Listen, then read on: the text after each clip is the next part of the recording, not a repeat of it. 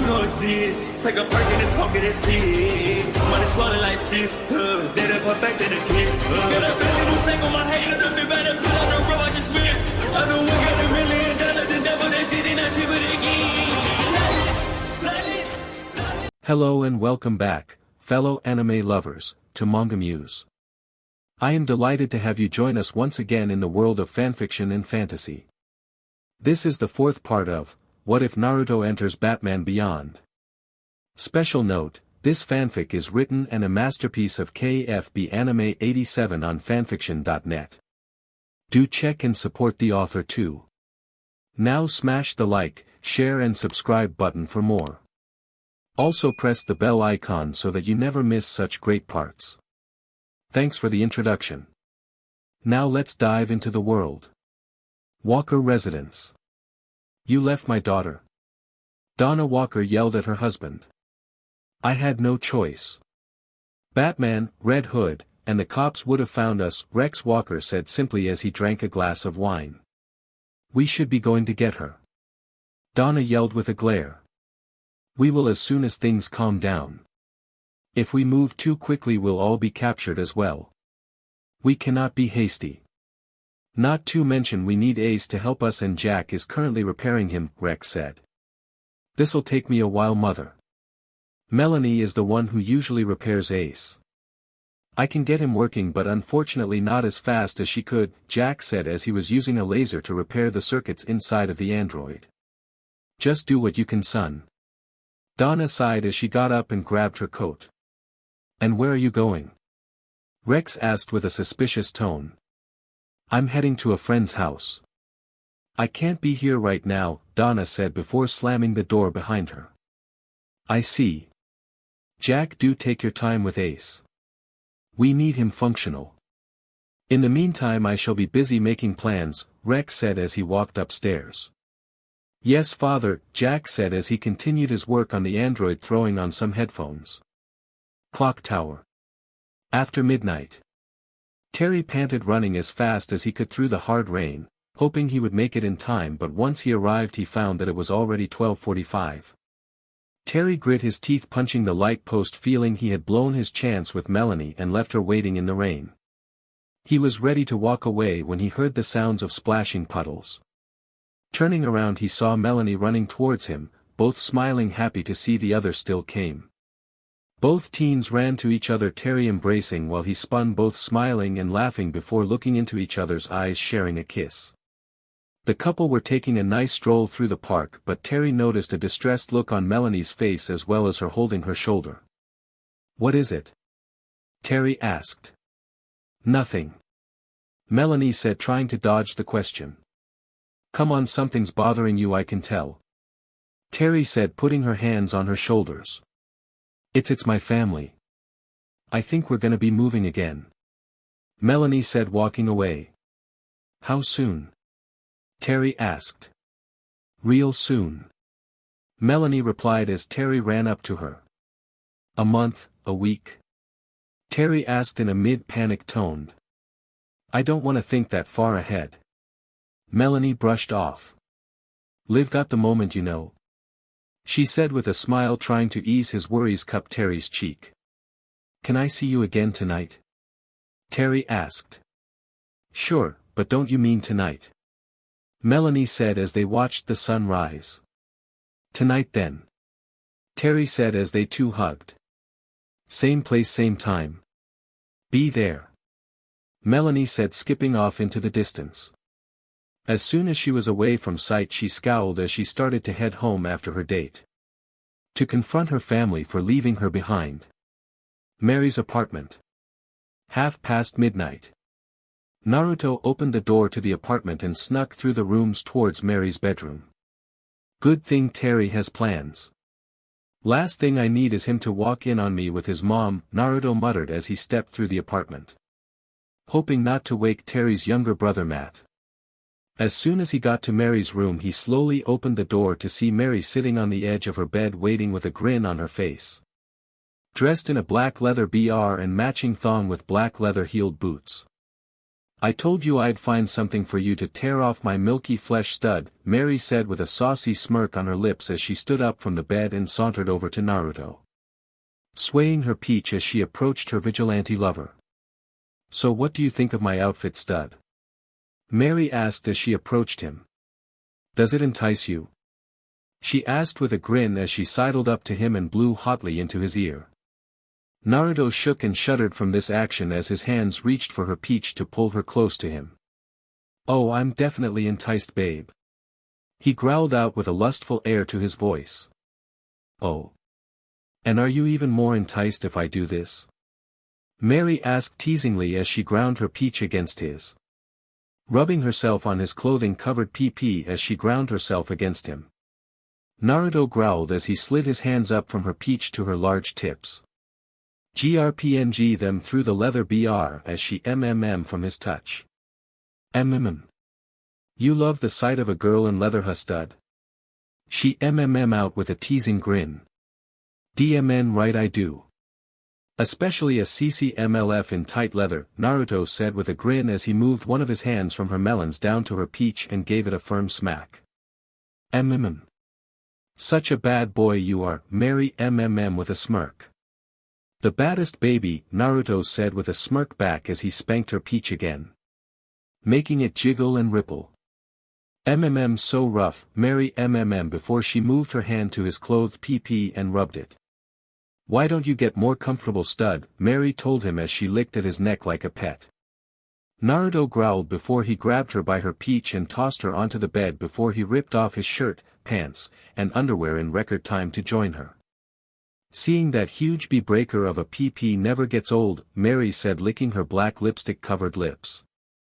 It makes me so wet, she purred out before she shifted and turned on her hands and knees and started to shake her peach at him.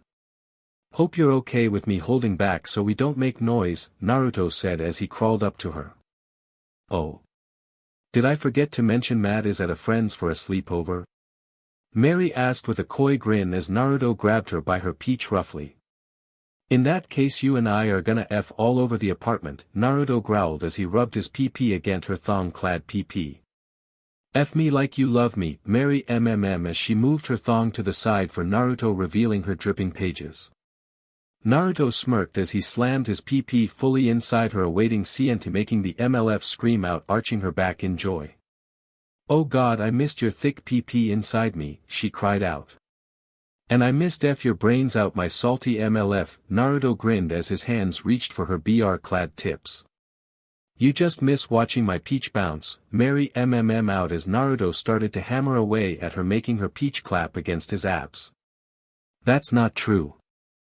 I also love watching these bounce, Naruto said as he undid her BR and threw it across the room, revealing her NDE melons for his eyes to drink in. Is watching them all you enjoy? Maybe you'd like to SCK on them? Mary asked with a grin as she moved and shifted around so she was on her back with Naruto conding into her PP. We have all night, my dear, and I'm gonna wear you out, Naruto growled out before he slapped her melons, making them shake and making Mary cry out with a smile as he ravished her. With Donna. Donna was in front of Mary's door, knocking on the door softly. Come on, Mary, the first really need a friend right now, Donna muttered as she knocked. However, as she knocked, the door slightly opened. Huh? Not locked? Donna questioned before she stuck her head inside the apartment. Ah. Ah. Ah. Ah. Mary's cries caught Donna's attention and she snuck in, sneaking towards Mary's bedroom. Donna hesitated as she reached for Mary's door, but she steeled her resolve and slowly opened it and took a peek, and her eyes widened in surprise at what she was seeing. Her friend, one of the most mature women she knew, currently getting plowed by a younger guy. If I'm getting close, you want this nut, my salty MLF? Naruto growled out as he thrust it into Mary like a man possessed. Yes. Give it to me. I need it. Mary cried out in pure pleasure as she held onto Naruto's shoulders desperately. Good, then take it. Naruto grunted out as he impaled himself fully inside of Mary and let loose his juices inside of her PP. Mary screamed as her eyes rolled into the back of her head before she fell back onto the bed, panting from her CLMX. Who said you could rest? Show me that peach babe, we're gonna throw a party all night long, Naruto said with a smirk as he pulled his PP out of her juice-filled CNT. Unknowingly revealing his massive PP to their spy. Donna silently gasped as she watched Naruto flip Mary over onto her hands and knees and mounted her like an animal, making Mary cry out in joy. Holy SHT, this boy is a beast. Donna thought in awe before she shook her head. She was married, she shouldn't be thinking like that. She quickly and silently crept away from Mary's room and out of her apartment. Ah. Ah. You're so deep, baby. Wreck my peach. Mary's screams echoed and followed Donna as she left. Then you better shake it like I like if you want my best. Naruto shouted as what sounded like slaps were heard. Donna shuddered at this as she bit her lip as she tried not to listen to this. However, despite the temptation, she would remain faithful and head back to her estate. Hoping to forget the sight she saw. Did you hear something? Mary asked as her eyes rolled up into her head before she screamed again. Just your sweet now, let's keep going. We have all night, baby, Naruto told her as he roughly grabbed a hold of Mary's peach, making her squeal as his thrusts continued. Later at the Walker estate. Donna entered the estate to see her son still working on Ace with his headphones in his ears. That wasn't what concerned her, however. What concerned her was she heard and screams coming from upstairs. Oh hell no, Donna scowled as she was realizing what was happening and stomped her way up the grand staircase. As she walked, she grabbed her scepter off the mantle and opened the door to her and her husband's bedroom. Revealing the sight of Rex in bed with some blonde skank. Anger filling her being, she sent an electric blast at Rex, knocking him from the bed and sending him sprawling onto the floor. Get out of my house or you'll get the same you beat, Donna warned the blonde woman with a scowl. The woman, terrified, nodded and quickly got up, picked up her clothes, and ran out of the room and the house. Ugh, what was that? Rex groaned as he got up, holding his head before opening his eyes and seeing his scowling wife glaring daggers at him while pointing her glowing scepter at him. You unfaithful bastard. Donna growled as she sent another electric blast at him. Rex rolled out of the way of this blast as he quickly threw on a robe to cover himself. Now darling, there's a reasonable explanation for this, Rex said before he ducked under another blast sent by his enraged wife. Oh, I'll tell you the reason. You're an unfaithful son of a b. Donna growled out, sending a flurry of electric blasts out at him. Leading him down from the MSTR bedroom to the main foyer. I only did what any wealthy individual does. Rex tried to plead only to get hit by a blast and sent down the stairs. Landing in the workbench his son was working on their android. Oh geez. You're that stupid father. Jack asked with a sigh as he took off his headphones. My apologies, mother. I thought you had returned and he was with you, Jack said. You're fine, son, call the police, there's gonna be a murder. Donna growled out as she raised her scepter. You're DMN right, there's gonna be one. Melanie yelled as she kicked open the door, getting everyone's attention. Oh my god, Melanie. You're alright, Donna yelled happily as she approached her daughter, seeing her okay. Melanie blinked at this as her mom hugged her. Wait, you were attacking Dad over leaving me behind? Melanie asked, surprised. Well, that and he's a cheating piece of trash, which reminds me, Donna said as she let go of Melanie and turned to King and fired her scepter after the fleeing King, nailing him in the back and sending him into the wall, knocking him out. He cheated on you? Melanie asked with a scowl. Yes, apparently he invited some harlot to join in his bed after he forced me not to come find you out of worry of being caught by the police. I left to meet with a friend after being forbidden from freeing you from the police. Now what happened? How did you escape? Donna asked her daughter. Melanie hesitated at this before she steeled her resolve. That's not important, Mom. I'm done with this gang. Melanie said seriously. What? King yelled as he stood up shakily. You think you can just leave the gang because of one bad heist? Be serious, daughter. King told her. Donna raised her scepter and smacked King in the head at this. You don't get a say in this, you piece of trash. Yeah, you can screw off. You left me for dead. Melanie told her father with a scowl. You don't get it. This is the family legacy, King said before Donna shot another blast at him. What legacy? You married into it, Jack said with a flat tone at his father. Exactly, the royal flush gang is my legacy, Rex. Not yours, Donna told her husband with a scowl. Either way, I'm done with this. I want a regular life for once. I want to enjoy myself how I want to. If I want to steal, it'll be on my terms. Not yours, Melanie told her father with a scowl. Jack sighed at this as he shook his head. Well, if it's what you want, little sis, then go for it, he said, deciding it was best to be supportive. You would betray our family? King scowled before Queen shot another blast at him which barely missed. Not the family. Just you. Congratulations, Rex. You're king of nothing now. Enjoy the empty crown weighing upon your head, 'cause I'm done as well. Donna told him. Yeah, I'm out too. Without sis and mom we're not playing with a full deck, plus I'm not exactly a fan of the cheating dad trope, Jack said as he shook his head.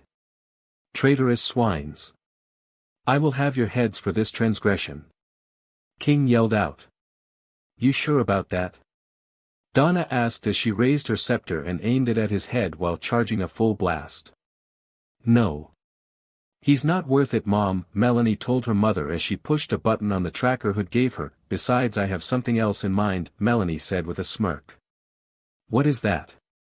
King questioned as Melanie dropped the tracker in front of them.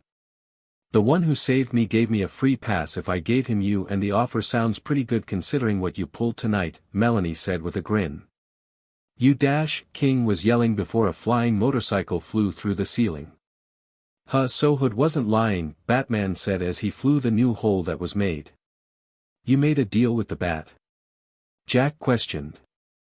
Not him exactly, Melanie said, now worried she was betrayed. Relax, I'll honor his deal if you all don't pull any stupid moves going forward, Batman said as he glared at them before his eyes widened briefly at seeing his date for the evening. You betrayed everything we stand for. King yelled at Melanie before a batarang suddenly flew through the hole in the ceiling and clocked King in the face, sending him to the floor. Was that you? Jack asked Batman, curious how he did that. Not me, a new recruit who wanted to get some practice in, Batman said as a figure flew into the room. The figure was in a bat suit similar to Batman's but showed off the wearer's curves and bust through the suit, making it clear the wearer was female. On top of that, the bat symbol on the woman's chest was purple instead of red. We should settle this quickly. I'm not supposed to be out yet on an actual crime stopping, the female vigilante said seriously to Batman. Right, cuff the moron. Now the rest of you aren't gonna try anything, right? Batman asked with a glare. We are a family of our word. If my daughter made a promise, we will honor it. Besides, I don't have any longing to continue the family legacy any longer. Not after this, Donna admitted as she glared at the downed King. Dad isn't gonna like this, the female muttered under her breath, luckily not being heard. Understood. In that case, we'll call it even as long as all the stolen loot is returned, and we'll keep an eye on you three to make sure you keep your promise, Batman told them seriously. Why didn't Red Hood come himself, if you don't mind my asking? Melanie asked curiously. He's otherwise engaged, but he told me earlier to say he's glad you're not a moron like your dad, Batman said with an even tone. Wonder what he's doing? Jack said with a raised eyebrow. With Naruto. God, I love these tips of yours, Naruto growled as he pended his PP in between Mary's melons as she licked and ate at the head of his PP. Later in the Batcave. Bruce sat in the cave looking over the police report that said all of the loot from the recent heists had been returned along with King being arrested. Are you still stewing over the fact that the new kids handled this their own way? Selena asked, announcing her presence. I don't trust the rest of the Royal Flush gang. Bruce said seriously, as promises meant nothing when it came to criminals. Yeah, well, the fact that they all turned on their leader says a lot in my book. But be honest, is this because they didn't arrest them, or does a certain member on that team bring back memories when it comes to your new Batman? Selena asked with a smirk. I have no idea what you're talking about, Bruce said seriously. Really? Selena asked as she looked at the file on Melanie with interest and smirked as she saw that she loved animals.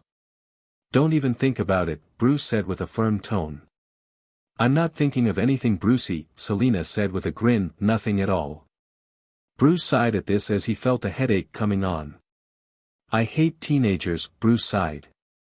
Oh, you found out I told Terry to tell Melanie his secret, I take it, Naruto said as he walked down the cave steps. You what? Bruce asked with a glare at Naruto. Cheese it. Naruto yelled as he threw a smoke bomb down and bolted away. Bruce and Selena coughed at this, and before either of them could respond to this they heard Helena laughing as she entered the cave. What? He's funny, she said as she looked at Bruce and Selena. Oh, I agree. Much funnier than Jason was, Selena said with a grin in remembering the former Robin/Red Hood. Bruce said nothing as his grip on his cane tightened in anger before he turned to his computer and started typing. What are you planning, Bruce? Selena asked as she saw the look in his eyes. Just messaging Terry something important. Something involving his mother and Naruto, Bruce said simply. Selena looked over Bruce's shoulder at the screen and scoffed at what she saw. Didn't expect you to be petty, Bruce, she said as she shook her head. I suppose you're right, Bruce said as he closed the screen. I saw that, Dad. You hit send, Helena said with a firm tone. Oops, Bruce said with a small smirk. Naruto. Terry was heard screaming in a rage from upstairs. Days later with Donna. Donna had her hair down, wearing a white button-up jacket over a white t-shirt with a black pencil-thin skirt and black heels. She stood in her family mansion looking up at a portrait of her family. Mrs. Walker. Donna turned to her secretary. Yes. She asked. The sale has been finalized, but are you certain you are all right with selling your estate? She asked. Yes, too many memories here, bad ones for me and my children. Donna said, narrowing her eyes. And the sale of the other items? Yes, we've liquidated all of your husband's assets and here's the total value. I'm certain you and your children will be well taken care of. The secretary said, handing her the chart. Speaking of children, where's Mstrs Melanie? She's starting her new job today. Donna said proudly. With Melanie. Melanie stood outside of a large building chatting on the phone with Terry. Yeah, I'm looking forward to it. Meet me after work. Okay, be safe, love you too. Melanie said as she hung up and walked towards the building. Kyle Environmental. Neo Gotham Streets. It had been a very stressful couple of days for Naruto. Mostly because he was on the run from his best friend who may or may not be trying to kill him for having SEC with said best friend's mother. Multiple times now. Now Naruto had on numerous occasions faced down dangers and horrible villains since donning the mantle of his old mentor. However, a murderous Terry McGinnis seemed to blow everything else he faced out the water in terms of danger. To the point he was tagging along with the DDs and Harley both on a patrol just to avoid Terry trying to kill him. Wow, Bat Boy must have put the fear of God in Yippuden. Color me impressed, Harley said with a snicker at the Neo Red Hood. Do we have an ETA on the target? Naruto asked, ignoring Harley's question. Ada is in. Right now, Deidre told her lover, looking through some binoculars as a truck made its way into an alleyway where it met up with a group of jokers. Now boys, don't crowd. The driver said as he got out of the truck before clicking a button that made the side panels of his truck move, displaying a bunch of high-grade weaponry. There's plenty for everyone, the driver said, smirking as he couldn't wait to make a SHT ton of credits off these guys.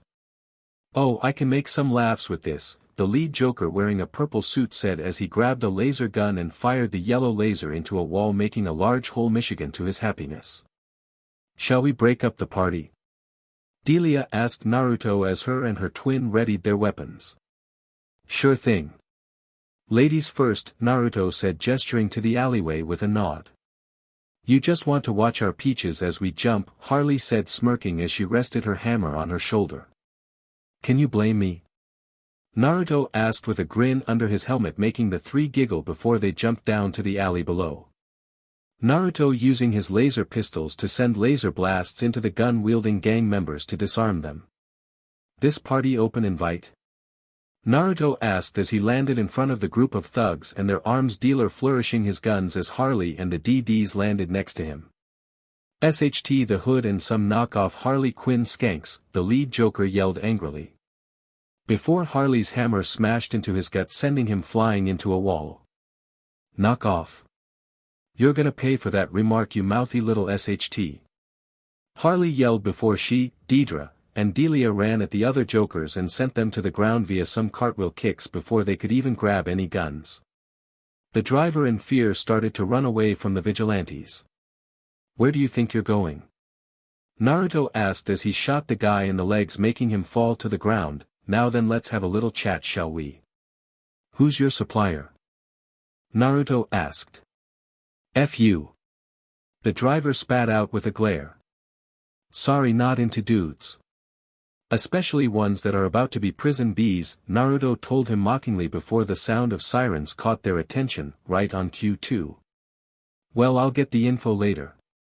Till then try not to drop the soap, Naruto said as he grappled up onto the rooftops with Harley and the DDs following him.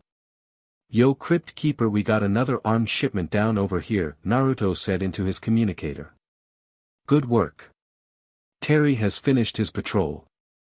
Come back here and we'll try and triangulate these shipments, Bruce said to him. Yeah think I might just go home. Naruto after a few moments of silence. Oh stop being a PP and handle this like a man you can take the bat brat, Harley said as she rolled her eyes. Yeah I really don't want to fight him Harley, Naruto said. I'll give you anal, Harley said simply. Guess I'm fighting him. DMN you and your great peach, Naruto grumbled out sighing. Later at the Batcave. Uncle. Uncle.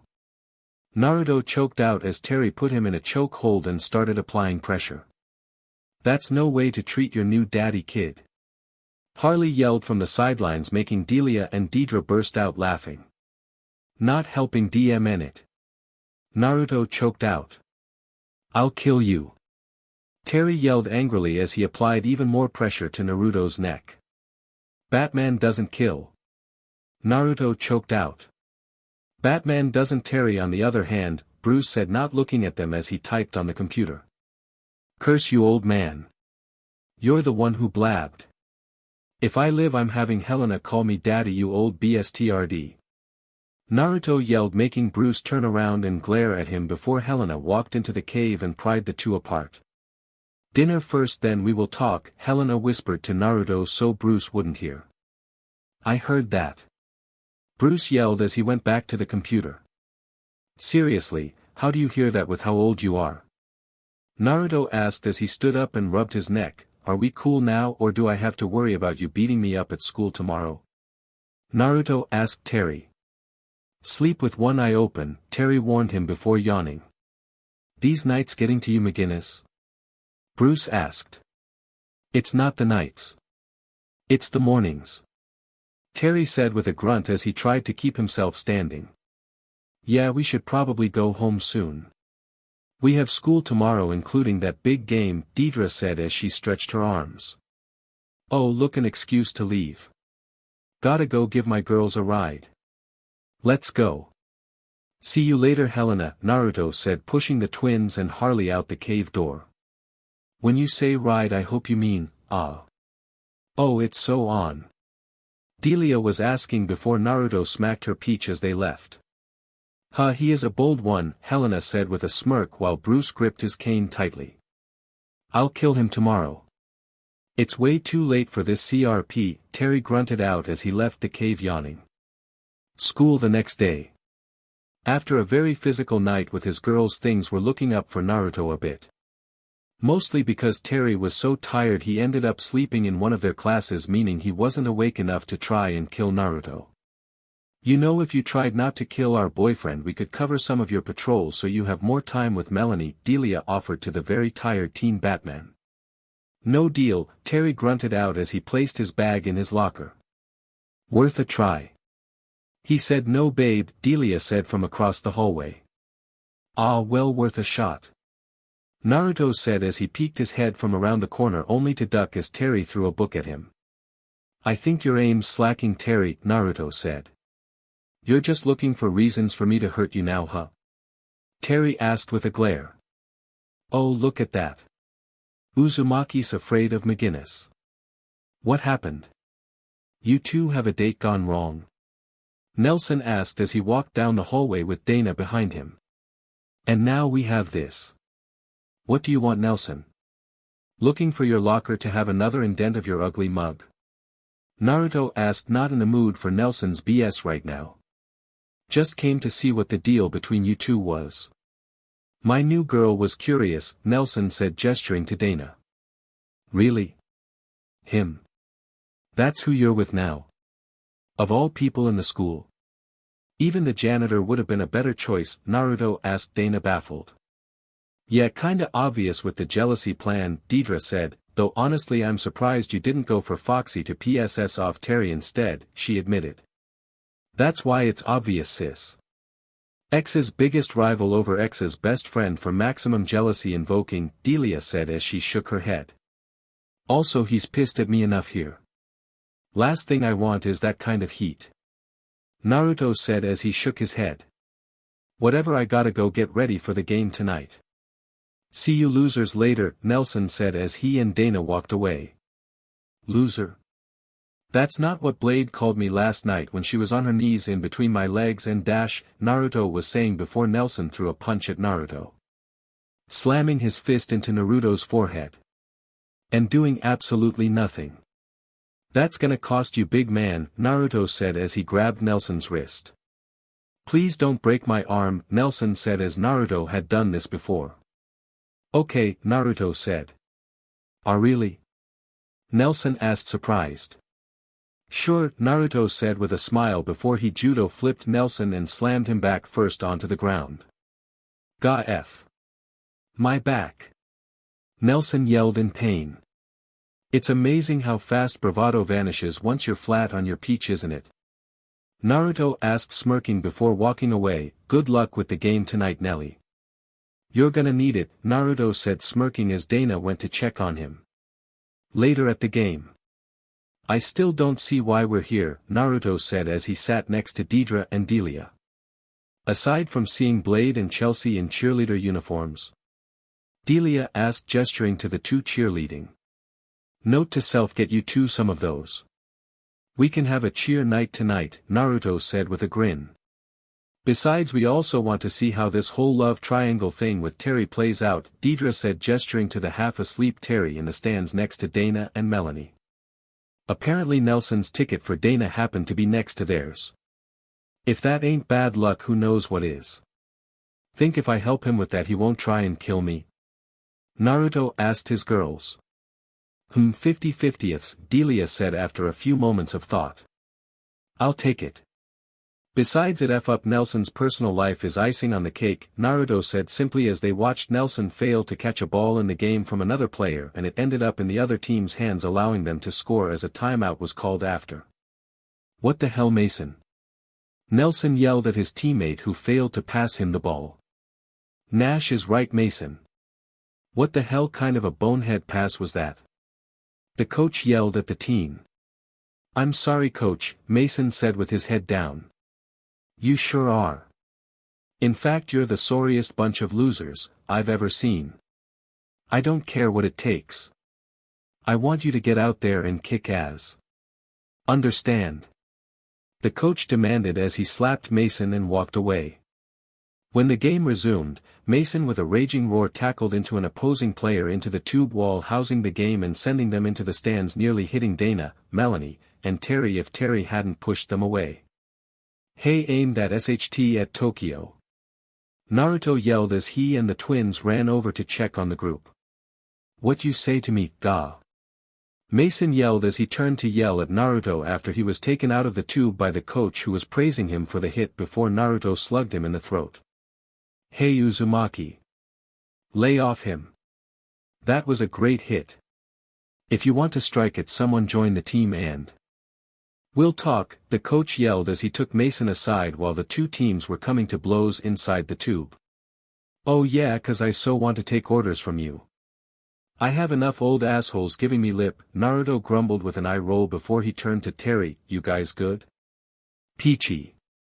Let's get out of here, Melanie, Terry said tiredly to Naruto before he started to walk away, his eyes narrowed on Mason. Days a tear. Naruto and the twins were at his safe house training and sparring when Bruce called him in the middle of his workout.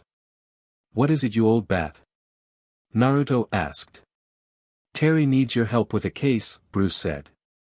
This case better not involve his hands around my neck, Naruto was saying before he was cut off.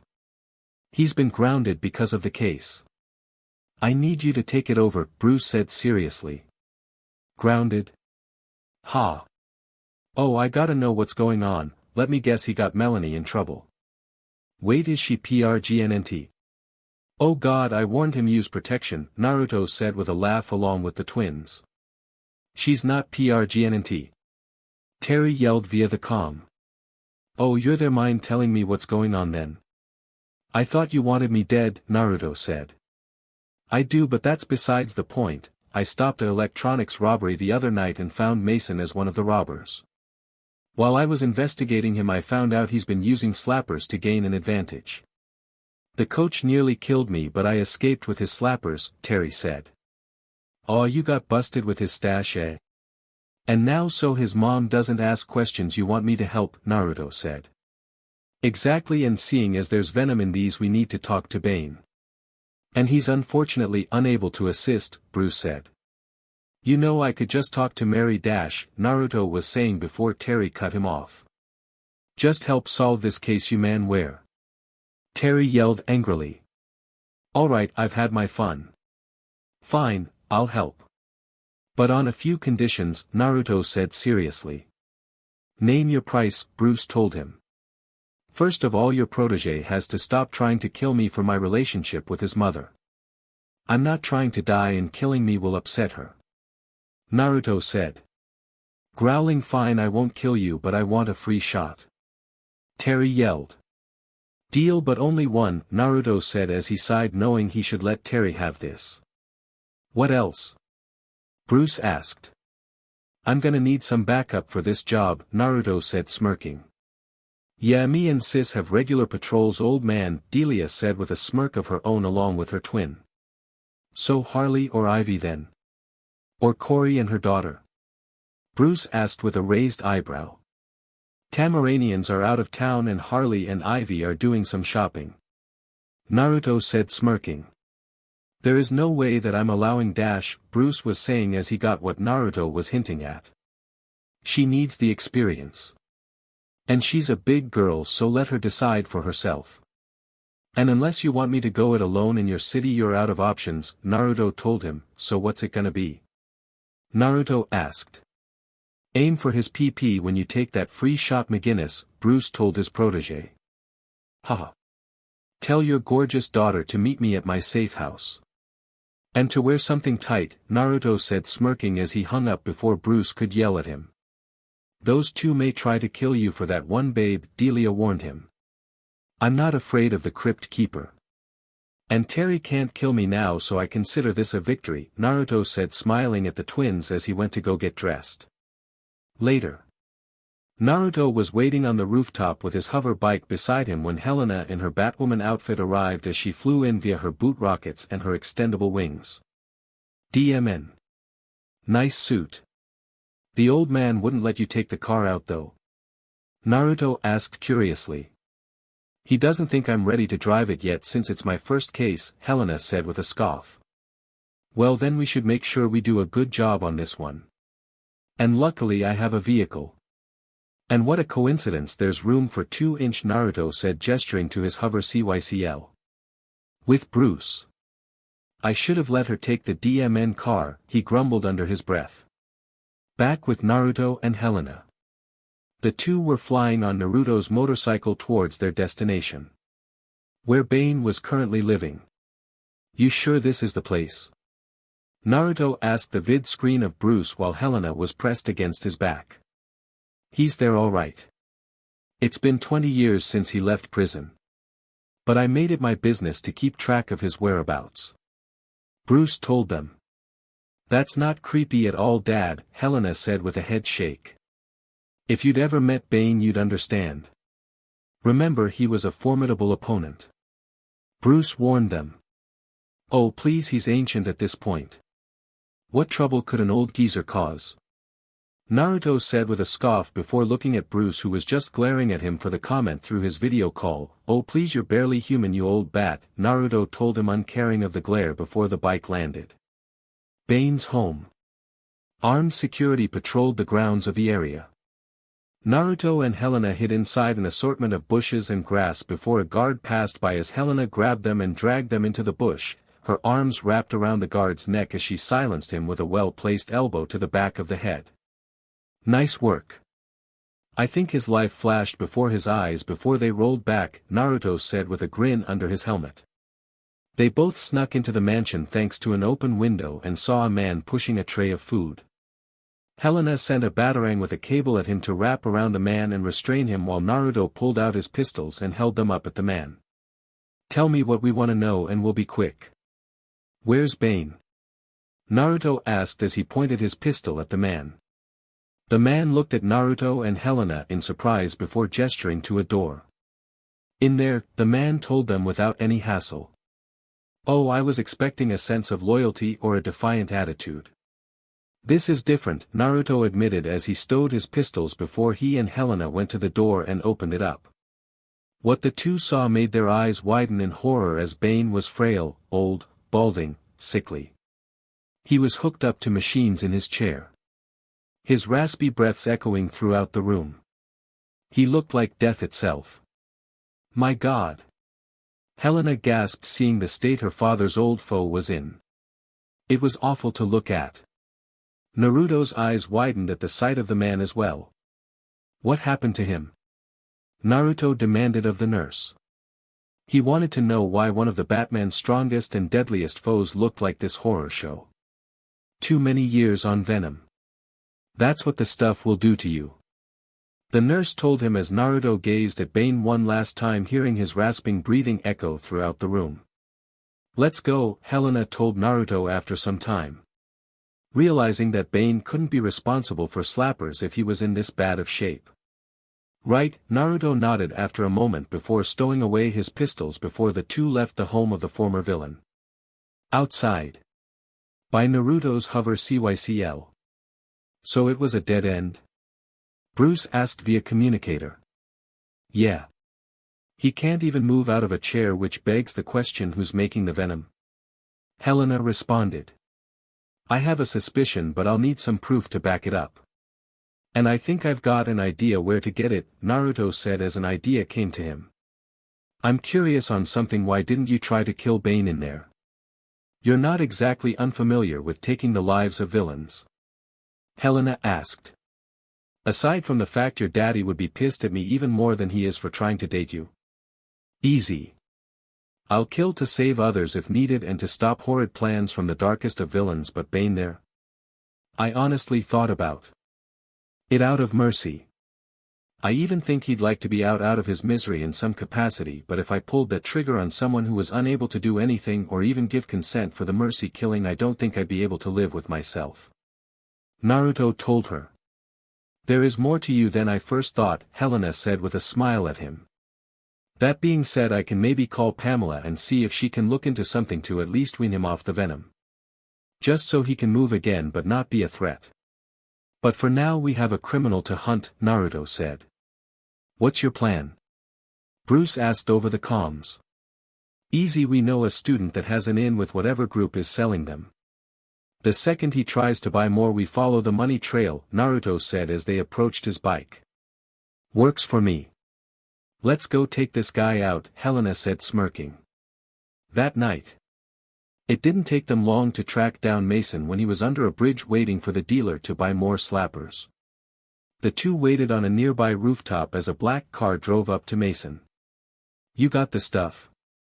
Mason asked near crazily. Hoping for a fix as he held up some credits.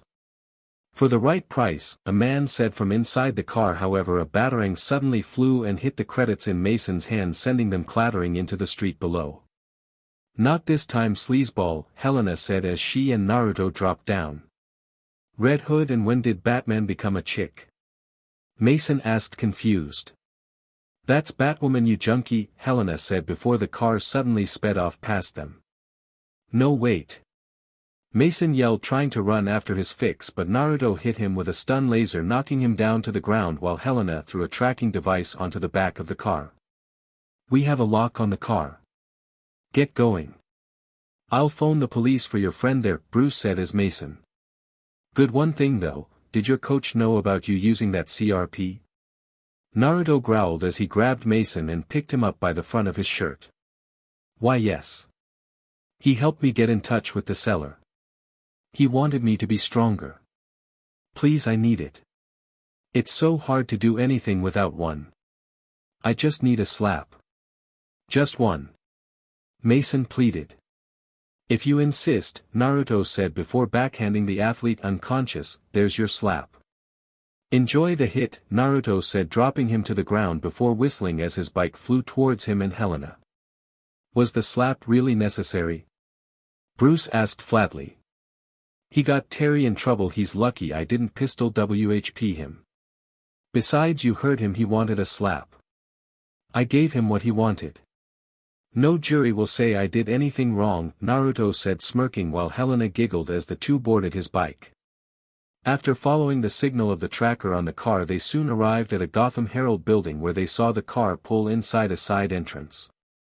Guess we have the hideout. Ready to go in? Naruto asked as he parked the bike and checked his weaponry. Yup. Let's go kick some ass, Helena said, smirking as she cracked her knuckles in anticipation. They both barged in through the rooftop skylight window, breaking the glass as they landed on a large printing press. You know, I thought newspapers were dead considering we have this thing called the internet, Naruto said as he and Helena stood up, seeing a bunch of people in white lab-like outfits printing slappers on the old presses. The two looked and saw the nurse from Bane's home turn around to face them with a grin. I had a hunch it was you, Helena said, narrowing her eyes at the man before two of the lab workers pulled out pistols and fired at her. Only for Naruto to fire his pistols to block the laser fire with his own shots. You know it's rude to point a gun at a lady gentleman, Naruto said before firing his pistols down at them, making them scatter away before he fired a laser at some giant tubes held by rope which rolled onto the men, crushing them and pinning them to the floor. Helena flew at Bane's nurse and sent a kick at him which ducked under. How'd you con the formula out of Bane? She demanded as she sent a flurry of kicks at the nurse, who smirked as he dodged her blows. In the end he needed venom just to keep going. It got so bad he couldn't even make it himself. He had to trust someone. The nurse said, smirking. And now you're cashing in on selling poison to kids? Naruto asked as he pointed his guns at the man as Helena backed off to let Naruto fire at him if needed. Which the man dodged by rolling away. That's right, the nurse said as he removed his coat before slamming slappers onto himself, making his muscles start to bulge from the DRG entering his system as he roared from the rush. Ah, CRP, he's roiding out. You know that SHT's probably gonna shrink your TSTCLS, right? I mean, assuming you even have some, Naruto told him. The nurse yelled as he picked up one of the printing press machines and threw it at Naruto, who leapt over it to dodge it. As this happened, Helena leapt at the man, sending dropkick to his midsection only to be bounced off. Without effort. Naruto rushed in at him and started to send punches and kicks in a flurry of blows at the man, which did nothing. The nurse just grinned savagely in response. Okay, punches are out, guns it is, Naruto said as he pulled up his pistols and made to pull the trigger before the nurse grabbed him by his head and slammed him into the floor to disorient him. Helena ran in and sent a kick at the man's face to try and get him away from Naruto, which actually succeeded, but only just. You good? Helena asked. Yeah, I'm gonna need some duct tape and some loving from one of my ladies after this one, Naruto groaned as he slowly got back up to see the man gnashing his teeth in fury. Focus on the copycat Bane here. Any plans? Helena asked. Yup, it involves a body bag, Naruto said as he put his pistols together, which combined together and became a shotgun thanks to the nanotechnology in the pistols. You sure you want to kill him? Helena asked, knowing her dad won't be happy. He's a DRG peddler that sells to kids. Pretty sure my mentor would be screaming at me from the grave if I didn't end him, Naruto said. Settle for crippling him and I'll go on a date with you, Helena said firmly. Sold. He'll understand from the grave, Naruto said before sending a shotgun laser blast at the nurse, sending him flying back as he charged at them. As soon as the blast pushed him back, Helena rushed in and sent a kick to his face. As soon as she connected, she leapt back before he could grab her, and Naruto rushed in to send another blast. The two working in tandem as they tried to wear down the nurse with tag team offense. Naruto's last blast at the man's leg sent him flying back first into a large container filled with slappers.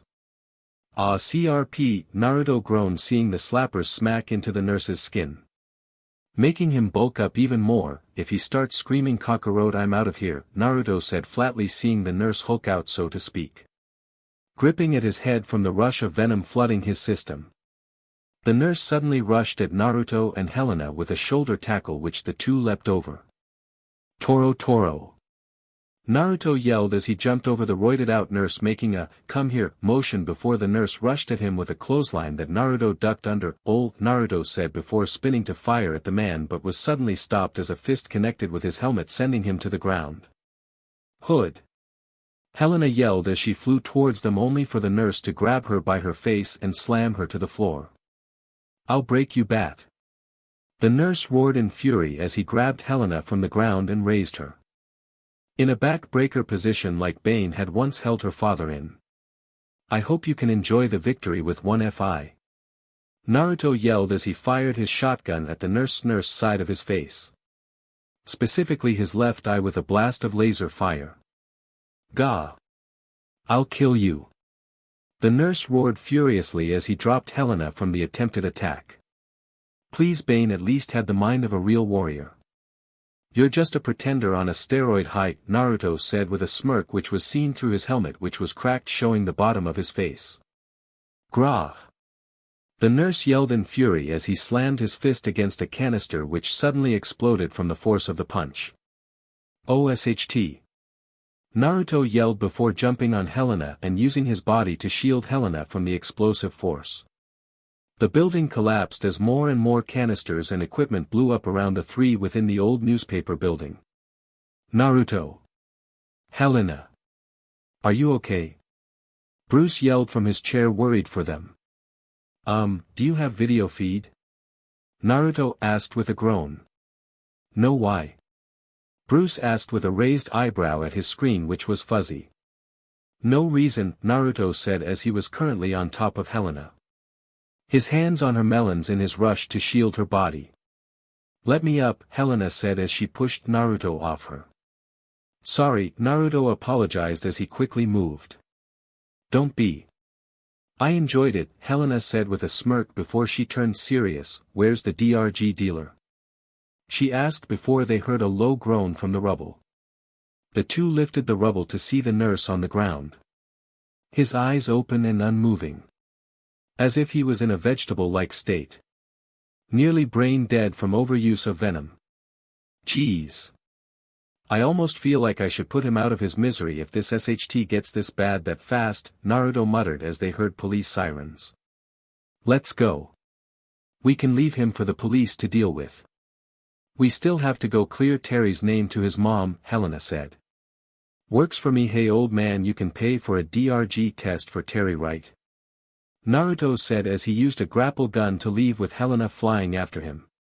Already did. I got the results in now, Bruce said.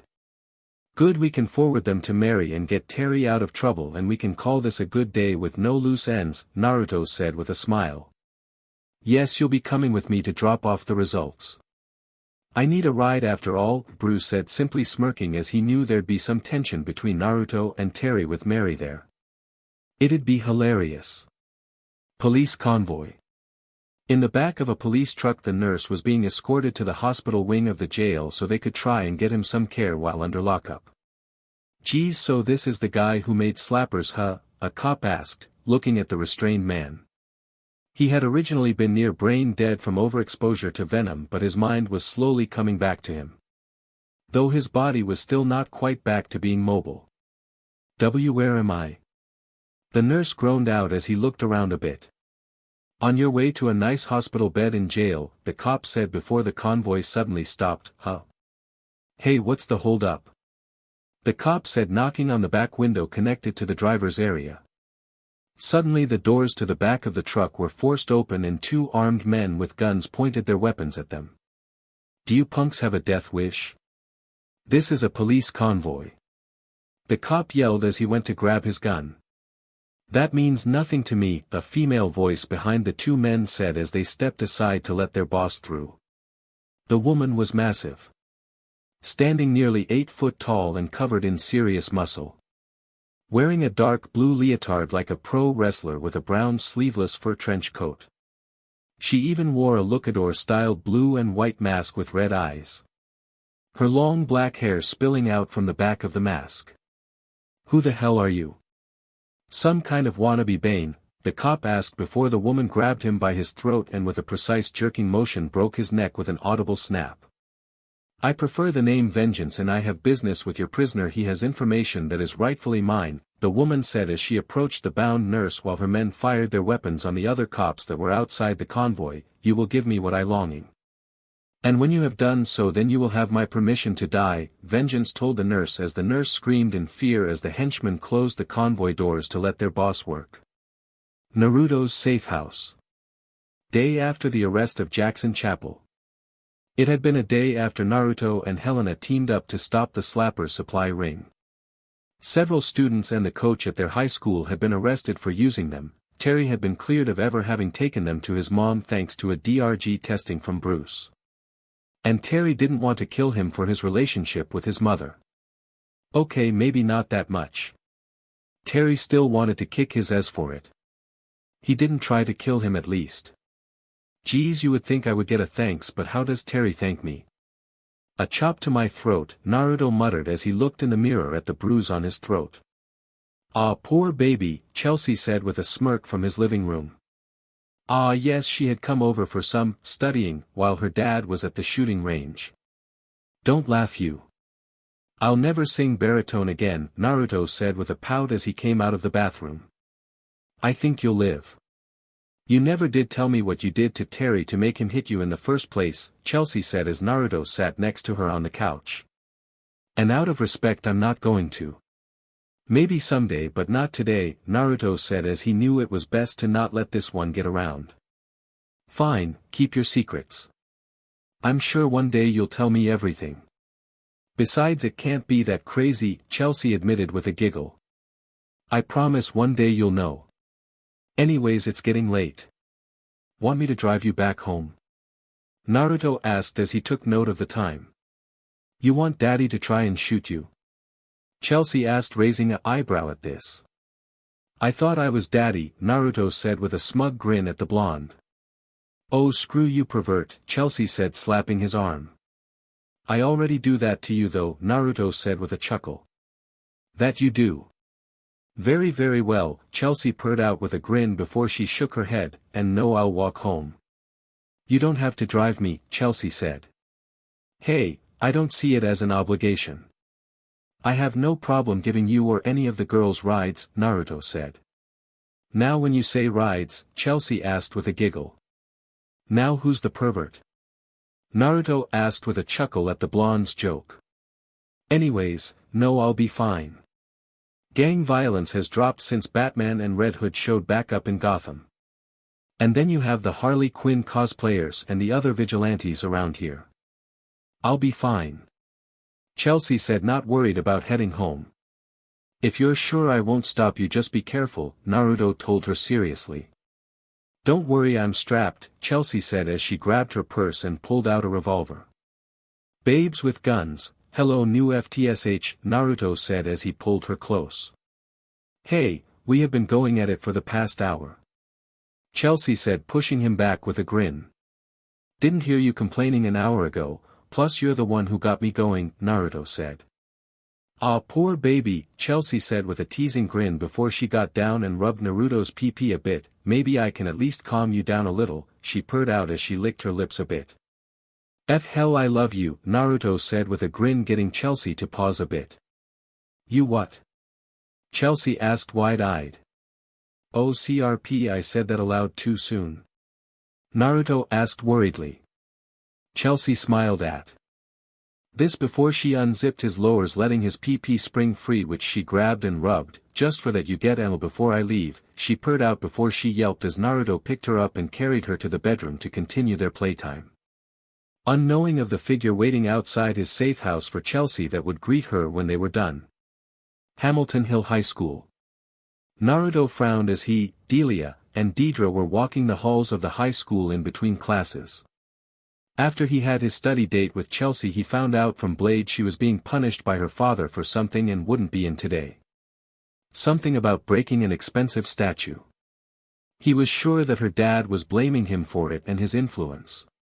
So what do you think made Chelsea do it? Maybe to earn a bad girl rep? Delia asked her sister and lover. I don't think she even did it. Something feels off with this. I know Chelsea, and she wouldn't just randomly decide to toss an expensive statue off a cliff. Naruto admitted as he just felt like something was off here. Maybe, but Chelsea has had spats with daddy for attention before. Case in point, dating you, Deidre said smirking. Hey, she dates us because we make her happy, Naruto said. And the pissing off daddy? Delia asked smirking. That's a bonus, Naruto said as he saw Terry and another friend of his named Jared coming by. You don't seem very excited. Your mom's wedding. Big bash, lots of food, and then you get the house to yourself for 3 weeks, Terry said to the guy. Whatever, Jared said uncaringly as he went to his locker. You don't like the guy? Terry asked curiously. My mom goes through husbands like popcorn. I don't bother to get attached, Jared said as he opened his locker. Yikes, Terry muttered before he saw Barbara Gordon and a security officer walking down the halls past them. SHT, the fuzz is here.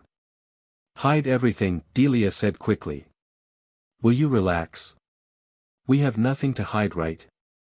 Naruto asked, looking at the twins. Yeah, right. Absolutely nothing at all, excuse us, Deidre said before pulling her sister away down the halls in the opposite direction. Do I want to know? Jared asked Naruto. I don't think I want to know, Naruto muttered. What's with the commissioner being here? Terry asked confused. Didn't you hear about Chelsea?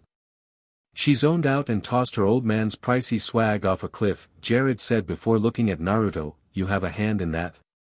He asked with a quirked eyebrow. Why does everyone keep asking me that? Naruto asked, slightly irritated. Well, you have a reputation for pranks and chaos. And beating up Nelson, Jared pointed out. Oh please, everyone hates that jackass, Naruto said with a scoff. True. Besides, we know if anything you do things yourself, Jared said before the bell went off and he left, leaving Terry and Naruto alone to watch Gordon enter the school psychologist's office. So what you thinking? Naruto asked, turning to Terry, seeing the look in his eyes. I don't buy Chelsea doing that even if you asked her, Terry admitted. Thank you. So let's spy on the commissioner and Billings and see what they say, Naruto said before Terry held up a hand. I'll do it and keep you posted, Terry told him.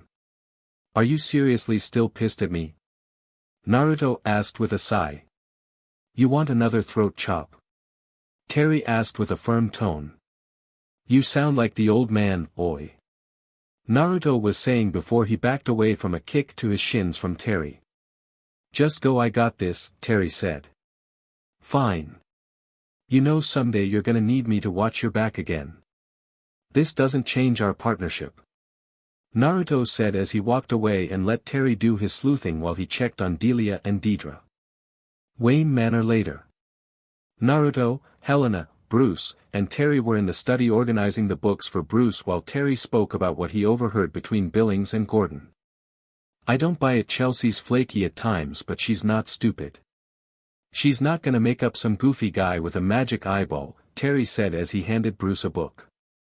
Wouldn't be the weirdest thing in Gotham, to be fair, Helena said as she handed Naruto a book to add to his pile to carry over to Bruce. Exactly. Between the murder clowns, man-sized bats, the undead zombie based on a nursery rhyme, and all the other crazy stuff it seems kind of low on the totem pole, Naruto said as he brought the book pile he was holding to Bruce. Don't forget vigilantes that can't keep it in their pants, Terry said with a flat tone. We talking about me, the old man, or one of the Robins? Naruto asked with a quirked eyebrow. Yeah, technically if we're comparing the old with the new he's more like Bruce than you are baby bat, Selena said as she entered the room with Melanie. Leave it alone you three. She's just a troubled girl lashing out at daddy. Nothing for you all to get involved with, Bruce told the three main vigilantes in the room under his wing. You're the expert on troubled kids I suppose. You collect them right? Terry asked getting a glare from Bruce. Terry's got you there, Naruto said snorting at this. Shouldn't you be preparing for patrol? Bruce asked looking at Naruto with a glare. You just don't want me here hitting on Helena, Naruto said with an eye roll as he left. Oh, I really like him, Selena giggled out. Hey Helena, you and Naruto stopped the guy making slappers right? Melanie asked as she walked over to Terry. Yeah, Jackson Chapel. Why? Helena asked as the former Royal Flush gang member pulled up her phone. Guy was reported dead by Gotham PD convoy torn open and he was beaten to death. Melanie said as she pulled up the report. It wasn't Naruto, we handed him over to the police. Helena said wide-eyed as she took the phone and looked it over. As much as I'm pissed at him I know it wasn't him since he and Mr. Wayne stopped by after you brought him in to bring the test results to my mom, Terry said knowing Naruto as much SHT as he was giving him wouldn't kill without good reason and the timing wouldn't make sense either. It's also not his style to beat someone to death from what I've seen. He's a weapons specialist so beating a man on slappers to death isn't his MO, Melanie told them. I've got a bad feeling about this, Bruce muttered as he and Selena watched the three chat about this. Me too. Guess I'll have to step up Melanie's training, Selena said. You're training her to be the new Catwoman? Bruce asked raising an eyebrow at this. Every bat needs a cat. Besides I'm sure your protégé there won't mind seeing her in all black leather, Selena said with a smirk as Bruce sighed at her antics. With Naruto. Naruto was riding his motorcycle through the skies of Gotham on his patrol when he felt his communicator go off. What's happening old man? Naruto asked answering the call. Dad's busy, I'm filling in. Got a hit of a crime going on. Princess Audrey's gown collection. Police are there. Curator for the museum that holds them apparently is going wild. Attacked his security and even some of the cops when they showed up. Dragging around a mannequin with a dress while he does it, Helena told Naruto. On my way. You know I wouldn't mind having your voice telling me what to do from now on. Naruto said with an audible smirk. If you value your life you will focus on the mission, Bruce's voice was heard saying on the comms as he took over for Helena. Better men than you have tried to stop me from flirting with a woman and all have failed. I am invincible. Naruto said with a grin. I sign your paychecks, Bruce said flatly. Worth it. Can you put Helena back on the line? At least. Her voice is Cece, Naruto said smirking as he pulled up to the museum as cops ran in with Barbara Gordon watching them rush in. Oh goody, the commish is here. Yay, Naruto said flatly as he landed on the rooftop in time to see the museum curator dragging a mannequin with blue dress to the roof where a man in an orange and black masked getup on a yellow flying vehicle showed up and took the dress. Everything's okay Louie. You're gonna make it, the curator said as he put the mannequin on the back of the vehicle just as Naruto landed on the rooftop. So was Spirit Halloween having a clearance sale? Naruto asked looking at the orange and black figure. Behind you, the masked figure said to the curator who panicked at the sight of Naruto while handing said curator a laser assault rifle. I'll hold him off as long as I can. Get Louie out of here. The curator yelled as he opened fire on Naruto. Who the hell is Louie? Naruto was asking before he had to roll out of the way of incoming fire from the laser assault rifle. Despite the oppressive fire, Naruto sent a stun laser from his pistol into the curator, hitting the man's gun and sending it flying. The curator now unarmed dove at Naruto with a flying tackle only for Naruto to sidestep the attack and slam the of his pistol into the curator's head, dazing him. Overshot the jump. Now are you gonna talk? Naruto asked as he grabbed the man. Ugh, what happened? What's going on? Why am I on the roof? The curator asked, confused and groggy after taking that hit from Naruto. You tell me. The guy in orange and black. Who is he? Naruto demanded. Orange and black. I don't know. I think I saw an eyeball at one point in a flash. Next thing I knew I was in a war zone saving Louis. The curator said, genuinely confused. Naruto raised an eyebrow under his hood at this before Barbara and her men came to the roof. Red Hood, Barbara said with a scowl. Oh goodness, look at the time. I'll leave him to you, Commish, Naruto said as he leapt off the roof and fell to the streets below. Orders, Commissioner. Should we pursue Red Hood? A cop asked, knowing while the mayor tolerated the vigilantes they weren't exactly considered allies of the police. Leave him for now. We have more important things to look into, Barbara said as she went to the curator to check on him. Batcave. Naruto, Bruce, Selena, Terry, Helena, Melanie, and the DDs were strewn about the cave watching the latest news report after Naruto investigated the dress theft. With this second report of a spellbinder hypnotizing citizens, the police have reopened the case involving Chelsea Cunningham, a reporter said before Bruce shut off the TV. Told you so, Terry said looking at Bruce. Bruce grunted out. See, I told you people that it wasn't me that talked Chelsea into throwing away a statue, but no. Everyone thought it was me. I expect some apologies, damn it, Naruto said as he looked at Bruce with a firm look. No, Bruce said simply as he leaned back in his chair. I'm gonna replace his meds with Tic Tacs, Delia grumbled under her breath before her twin elbowed her in the side. Terry, Naruto, suit up and get out there. Find any info about this spellbinder, Bruce ordered as he looked at the two teens. Actually, Terry has a wedding to get to. So you can send me and Helena instead, Naruto said with a grin. If you think I'll dash, Bruce was saying before Selena silenced him. I think that's a great idea. Melanie and I will continue looking into Jackson Chappelle's death, Selena said with a smile. Ooh, we can help with that too. Deidre said with a smile as she and her sister sent Naruto a grin so he could spend more time with Helena and add her to his group. Yeah, we can totally help. Delia yelled excitedly. Perfect, come along you three. Helena, don't do anything I wouldn't do, Selena said with a grin at her daughter as she led her protege and Harley's granddaughters out the manor to her place of business. Alright, I'm out. By the way, I'm borrowing this retro jacket, Terry said as he grabbed a black suit jacket he found and looked inside at the label, who's D.G.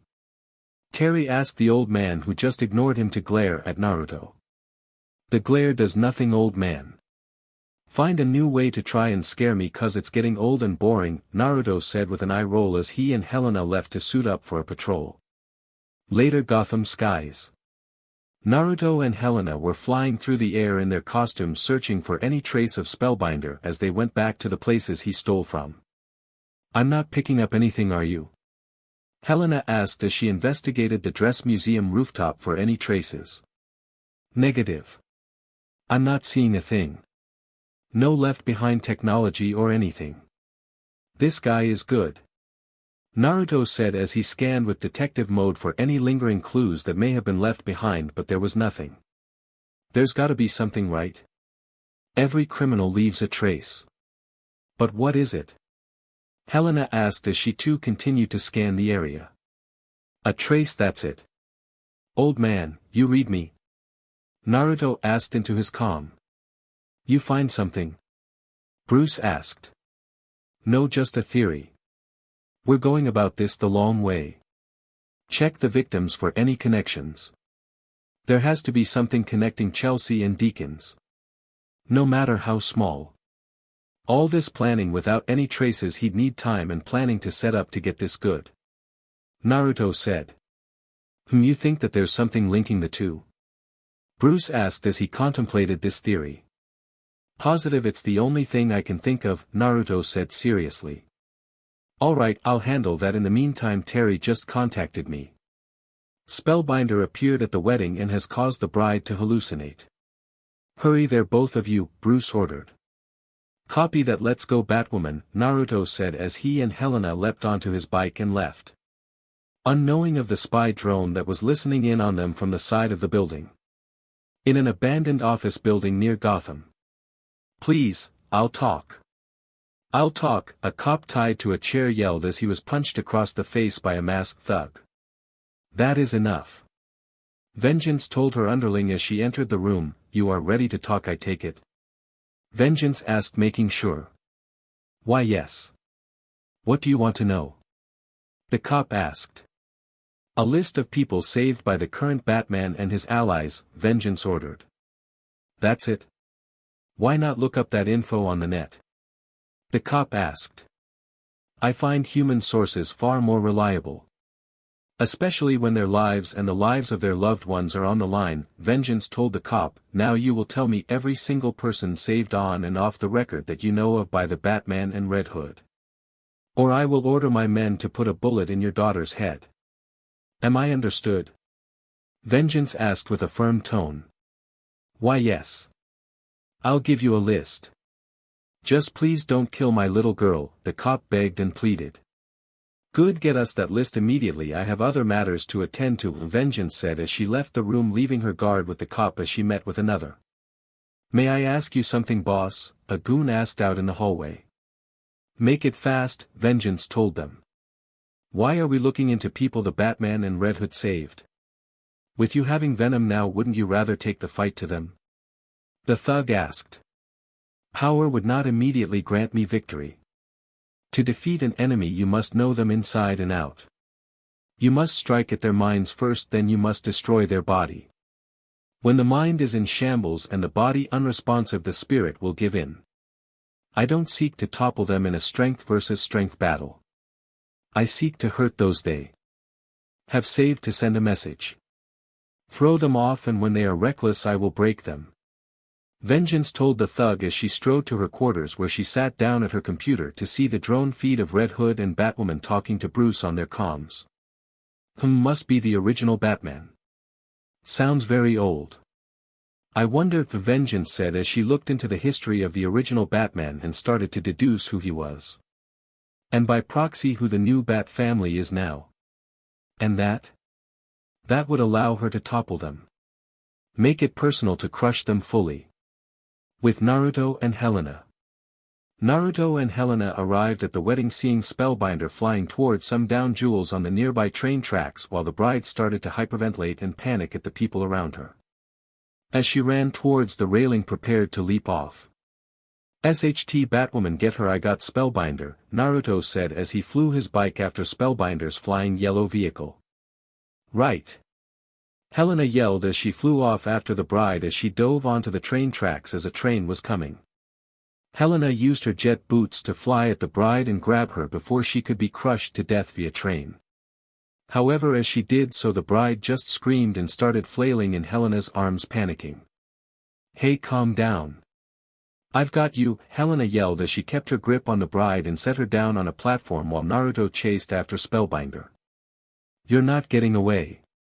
Naruto yelled as Spellbinder pulled out a laser assault rifle and started firing it at Naruto. Cute toy, Naruto said as he dodged the laser fire before clicking some buttons on his motorcycle before several laser guns extended and aimed at Spellbinder's vehicle. Mine are better though, Naruto said as he fired on Spellbinder's yellow vehicle.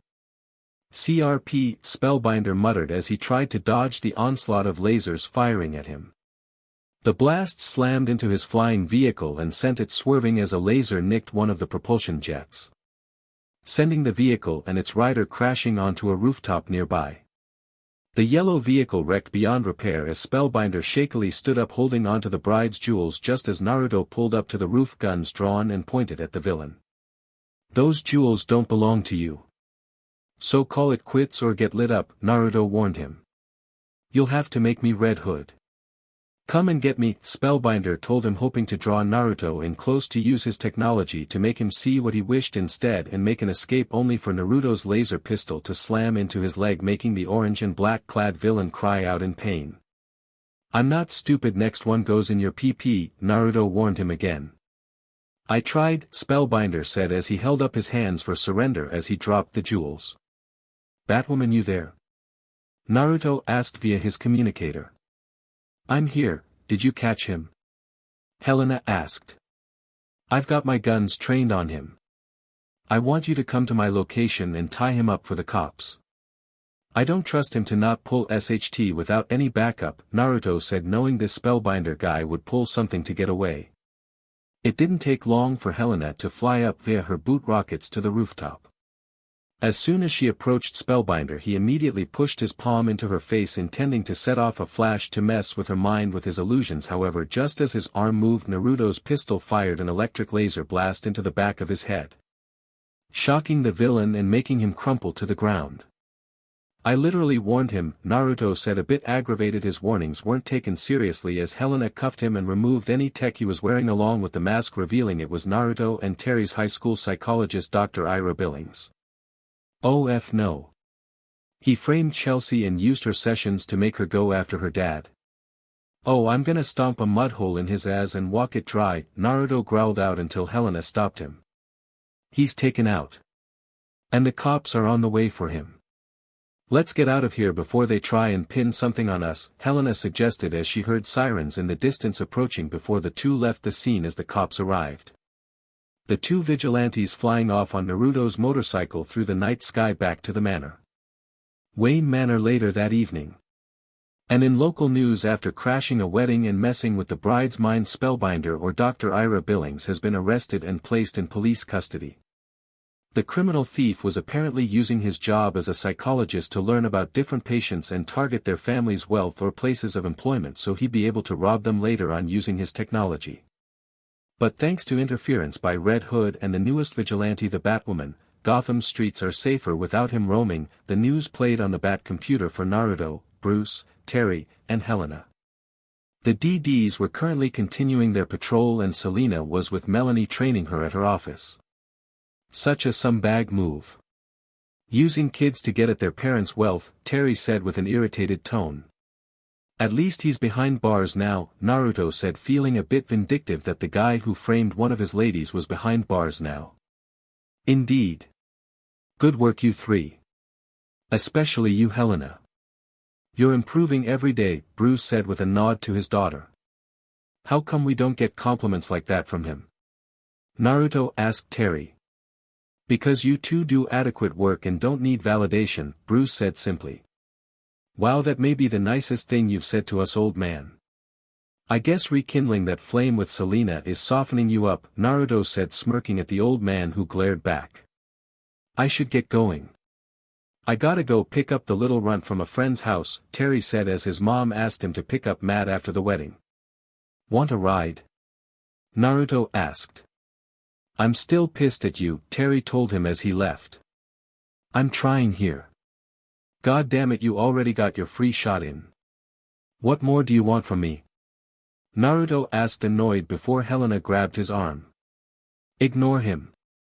Come on, you owe me a date and I'm feeling peckish. There's a burger spot I'm dying to try. Be out late, Dad. See you later, Helena said, dragging away Naruto out of the cave. If he tries anything I will break my one rule, Bruce grumbled as he went back to his computer. With Dana Tan. Dana was irritated on this date with Nelson.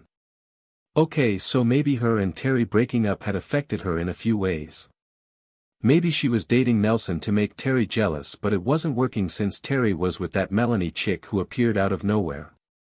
Hell, she had no idea where Terry even met her, but one thing was for certain, if nothing else. She was jealous. She wouldn't admit it, but she was jealous of her ex with a new girlfriend. And Nelson, being an egomaniac and overall idiot, was trying her patience. The only DMN thing he cared about was his DMN car and his popularity due to him playing sports. Currently she was in the passenger seat of Nelson's car driving through the streets so he could drop her off back home after another lousy date. As Nelson was pulling up to the house, however, a large van suddenly came up and slammed into his car, sending them both off-road into a nearby tree. "What the hell you as?" Nelson yelled angrily as he unbuckled his seatbelt to go confront the driver of the stopped van. Dana meanwhile groaned as her head had smashed into the door from the hit and was slowly unbuckling herself to get out. Bang! A loud gunshot rang out, getting Dana's attention as Nelson fell to the ground holding his knee in pain from a laser wound as the van opened up, revealing 3 armed men wearing luchador-like masks.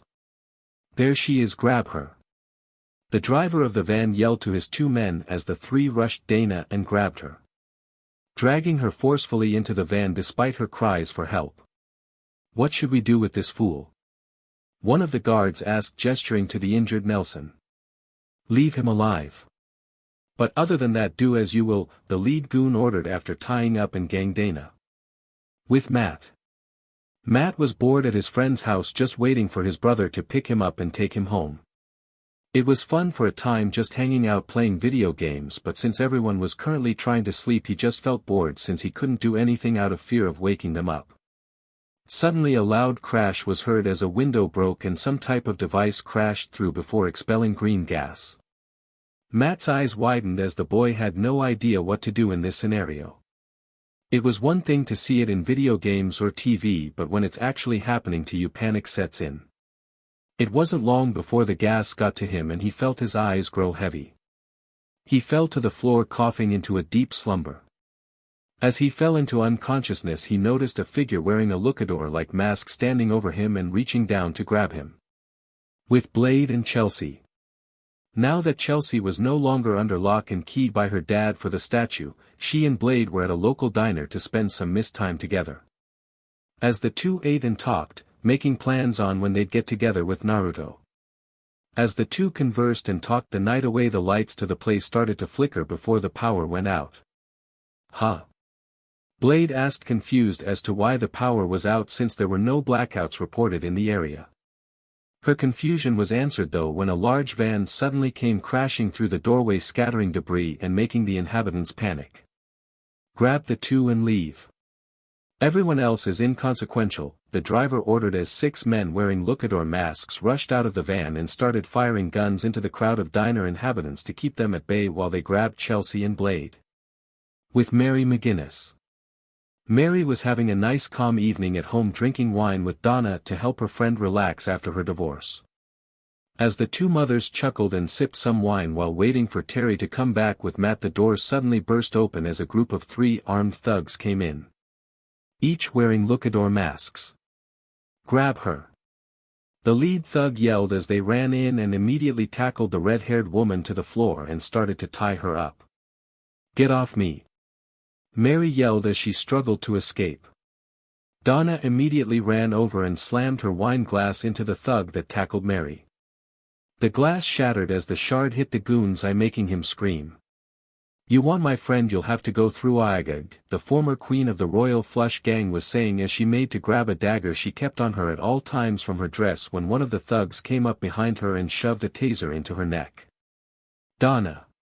Mary yelled in horror before she felt a GG placed in her mouth.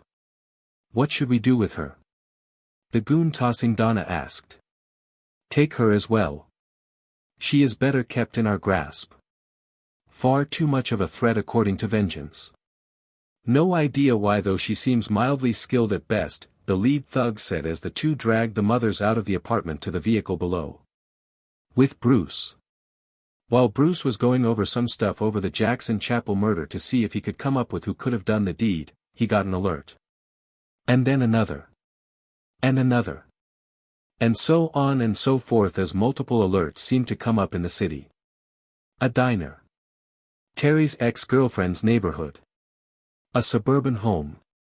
And the worst of all, Terry's house where his mother and brother were staying. Acting immediately, Bruce grabbed a communicator. "McGinnis, Uzumaki, Helena. We have an emergency going on, come back to dash," Bruce was saying before he yelled in pain as a bullet suddenly slammed into his side, making him fall to the ground and drop the communicator. So the fabled Batman.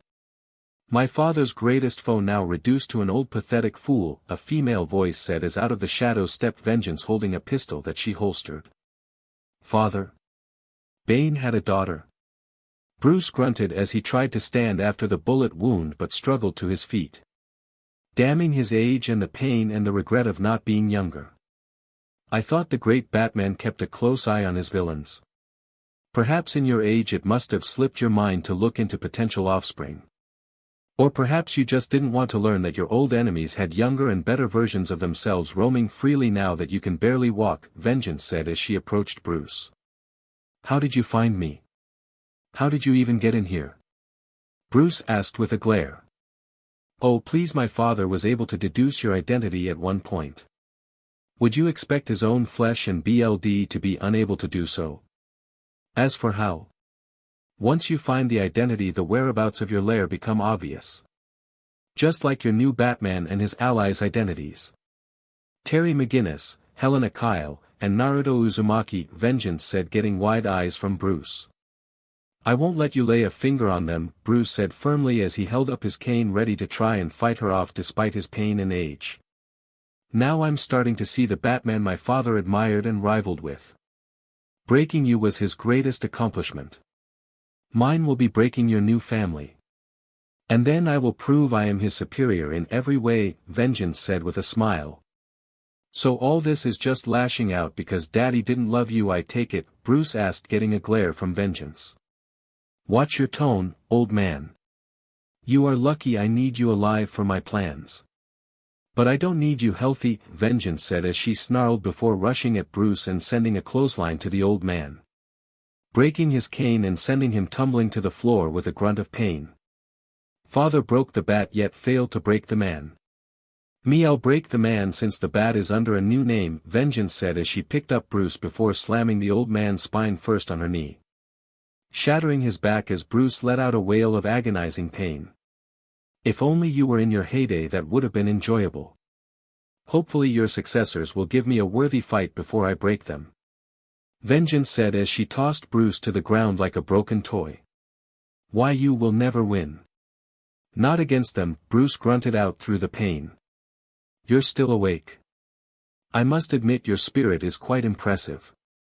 But that's where you're wrong, Mr. Wayne. I've already won, Vengeance said as she started to walk out of the cave, leaving the old man on the floor. With Naruto and Helena. After leaving the manor after putting away Ira Billings, the two vigilantes were at a small burger shop to celebrate a job well done. As soon as the two got their food and were about to eat, however, their communicators went off. McGinnis, Uzumaki, Helena. We have an emergency going on, come back to dash, Bruce's voice was heard saying in a panic before it cut out. Always when I'm about to eat, Naruto sighed as he stood up from the booth. We'll eat later. Come on, you know he wouldn't call unless it was important, Helena told him as she followed Naruto outside and hopped onto his motorcycle to head back to Wayne Manor. When they got there they saw Terry pull up on his bike by the gate. Any idea what's going on? Terry asked the two as he removed his helmet just as Naruto parked his own motorcycle. Not a clue, Naruto responded before they opened the gate and started heading into the manor. As soon as they entered the foyer, however, they saw Ace on the ground with a tranq dart in his neck. What the hell? Naruto asked wide-eyed at this. Dad! Helena yelled wide-eyed, realizing if Ace was attacked then so was her father, as she immediately ran towards the clock hiding the Batcave to enter it. Helena, wait! Naruto yelled as she bolted. Go with her. I'll check on the mutt here, Terry told him seriously. Thanks, Naruto told him with a nod of appreciation before running down to the cave where he saw Bruce on the ground as Helena ran over to try and help her father. Dad, what happened? Helena asked in a panic. They weren't even gone an hour and someone had injured her father and used a tranquilizer on Ace. Things just didn't make sense. Don't move me. She shattered my spine. My injuries aren't important though. Where's McGinnis? Bruce asked, gritting his teeth through the pain. He's upstairs with Ace checking him over. What happened? Naruto asked as he came over. A new enemy. One who has knowledge of your identities. She attacked me. Broke my spine over her knee. Bruce grunted out. A new enemy? Helena asked, confused on what he was talking about. Apparently Bane had a daughter I had no prior knowledge of. Bruce gritted out. Bane? Naruto asked before he scowled, as he knew Bane was one of the best strategists in the world before the venom addled his mind and turned him into what he and Helena saw at his private island estate. That's not all. She had her men attack several places. A diner in the city outskirts, the neighborhood where Terry's ex lives, a suburban home where Terry's brother was staying the night, and the home of Mary McGinnis. Bruce dropped the metaphorical bombshell. Mary! Naruto yelled as the realization just settled in. Someone had attacked Terry's brother, ex, and mom. Immediately Naruto ran up the stairs and rushed out the door. Naruto, wait! Helena was saying before Bruce stopped her. Let him go. Helena, I don't know who else they attacked, but this is not a coincidence. She is targeting all of you. And I have no idea what else she has planned. I need you three to promise me to stop her. Whatever she has planned will be bad for you three as well as Gotham. Bruce told her before the pain in his back became too much and he passed out from the agony. I promise, Dad. We'll stop her. Helena told him as Terry came downstairs. The mutt's fine. It was a harmless sedative. What happened with Naruto? He ran out the door like a bat out of hell and drove away like a madman, Terry inquired before his eyes widened at the sight of the wounded Bruce. Help me move him so we can get the paramedics to bring him to the hospital. After that though you're gonna want to sit down for this, Helena told him. With Naruto. Naruto barged into his home and quickly made his way into his armory to suit up. SHT, SHT, SHT. If they're in danger I'll never forgive myself. Naruto growled out under his breath as he started to arm himself while he made a call on his earpiece. What's up, Pudden? Delia asked, answering the call. Someone attacked the old man in the cave. Shattered his spine. They had men attack multiple places. A diner in the city outskirts, Dana's neighborhood, one of Terry's brother's friends' houses, and Terry's house. Get everyone you can to help you look for who or what was taken at each location. We are in a code red scenario. Naruto told them seriously as he grabbed more and more weapons than he usually carried. Knives, guns, grenades. He was arming himself for a war on top of his usual gear he already had on him before coming here. If they were going after someone like Bane, he wanted to make sure they were dealt with. And that required a lot of power and tech. Who are we dealing with? Deidre asked with an audible frown. We're looking for the daughter of Bane, so most likely a mercenary group, do whatever it takes to get any useful information on any new players in the city. I'm heading to Terry's house to examine what's going on, Naruto said as he put on his helmet. Bane had a kid? Great, now I'm picturing him having section. Thanks dear, Harley's voice was heard saying with a groan. Shouldn't be hard to find her, I'm thinking she's trying to mimic her dad yet prove her superiority. See if there's any idiots running around in luchador masks. Naruto said, ignoring Harley's joke. 20 credits she could pass for a dude, ow. Okay, ease up Pammy. Harley was heard saying before a loud smack echoed through the phone. Delia and I will check the diner, Deidre said calmly. I'll call Starfire and her daughter. If we're dealing with mercenaries we may as well have numbers and power to use against them. I'll ask them to take a look at the suburban home, Ivy said with a firm tone. Pammy and I will handle the baby bat's ex's neighborhood, Harley said. Copy that, let me know if you find anything. Until then everyone remain vigilant. We don't know their next play, but whatever it is it won't be good, Naruto said before storming out the door and heading to Terry's house. If Mary was hurt he'd never forgive himself, damn it. With Mary. The red-headed woman groaned as her eyes fluttered open from the bright lights of the room she was in. She found her wrists bound to a chair, unable to break free before she noticed she wasn't alone in the bright room. Her youngest son was here too. And so were others, each one behind a cell door like her. She recognized her son's ex and two girls he went to school with and had some interactions with here and there. She even saw her friend Donna in her own cell, bound and unable to move, but unlike Mary she was still unconscious. "Donna! Wake up! What's going on?" Mary yelled, trying to wake her friend as her son and the others slowly started to awaken like her. "Calm yourself, Mrs. McGinnis. You are not in danger unless you struggle against us," a female voice said, making Mary and the others turn to see Vengeance sitting on a chair reading a book. "Who are you? Some kind of knockoff Bane from the old days?" Matt asked, unimpressed at the masked look of the woman. "Ah, the impertinence of youth. I am not my father. I am something greater. And something you all will help me prove," Vengeance said with a chuckle at Matt's disrespect. "Wait, you're a woman?" Matt asked, wide-eyed. "If I didn't need you alive I'd crush your skull in for that child," Vengeance said, now annoyed at Matt's words. "Leave my son alone," Mary demanded with a glare at this brute threatening her son. "And why do you think we'd help you?" Blade asked with a glare at the so-called daughter of Bane. "Your compliance isn't really a factor to me. You all are merely bait for my true prize. My true ambition is to end the Bat family once and for all. And whereas my father failed to break them I shall succeed," Vengeance said. "The Bat family? Why would they come after you for kidnapping us?" "We don't have any interaction with them," Chelsea said, confused. "Oh, but that's where you're wrong. You do have interaction with them. You just don't know it yet. Or perhaps one of you does know and is just keeping it silent. Right, Mary?" Vengeance asked, turning to the red-headed woman. "I don't know what you're talking about." "I don't know anything about the new Bat family," Mary said, glaring in defiance. "Oh, you don't have to lie to me. After all, we both know who the Red Hood is. Unlike them. But if you don't want to share, that's fine.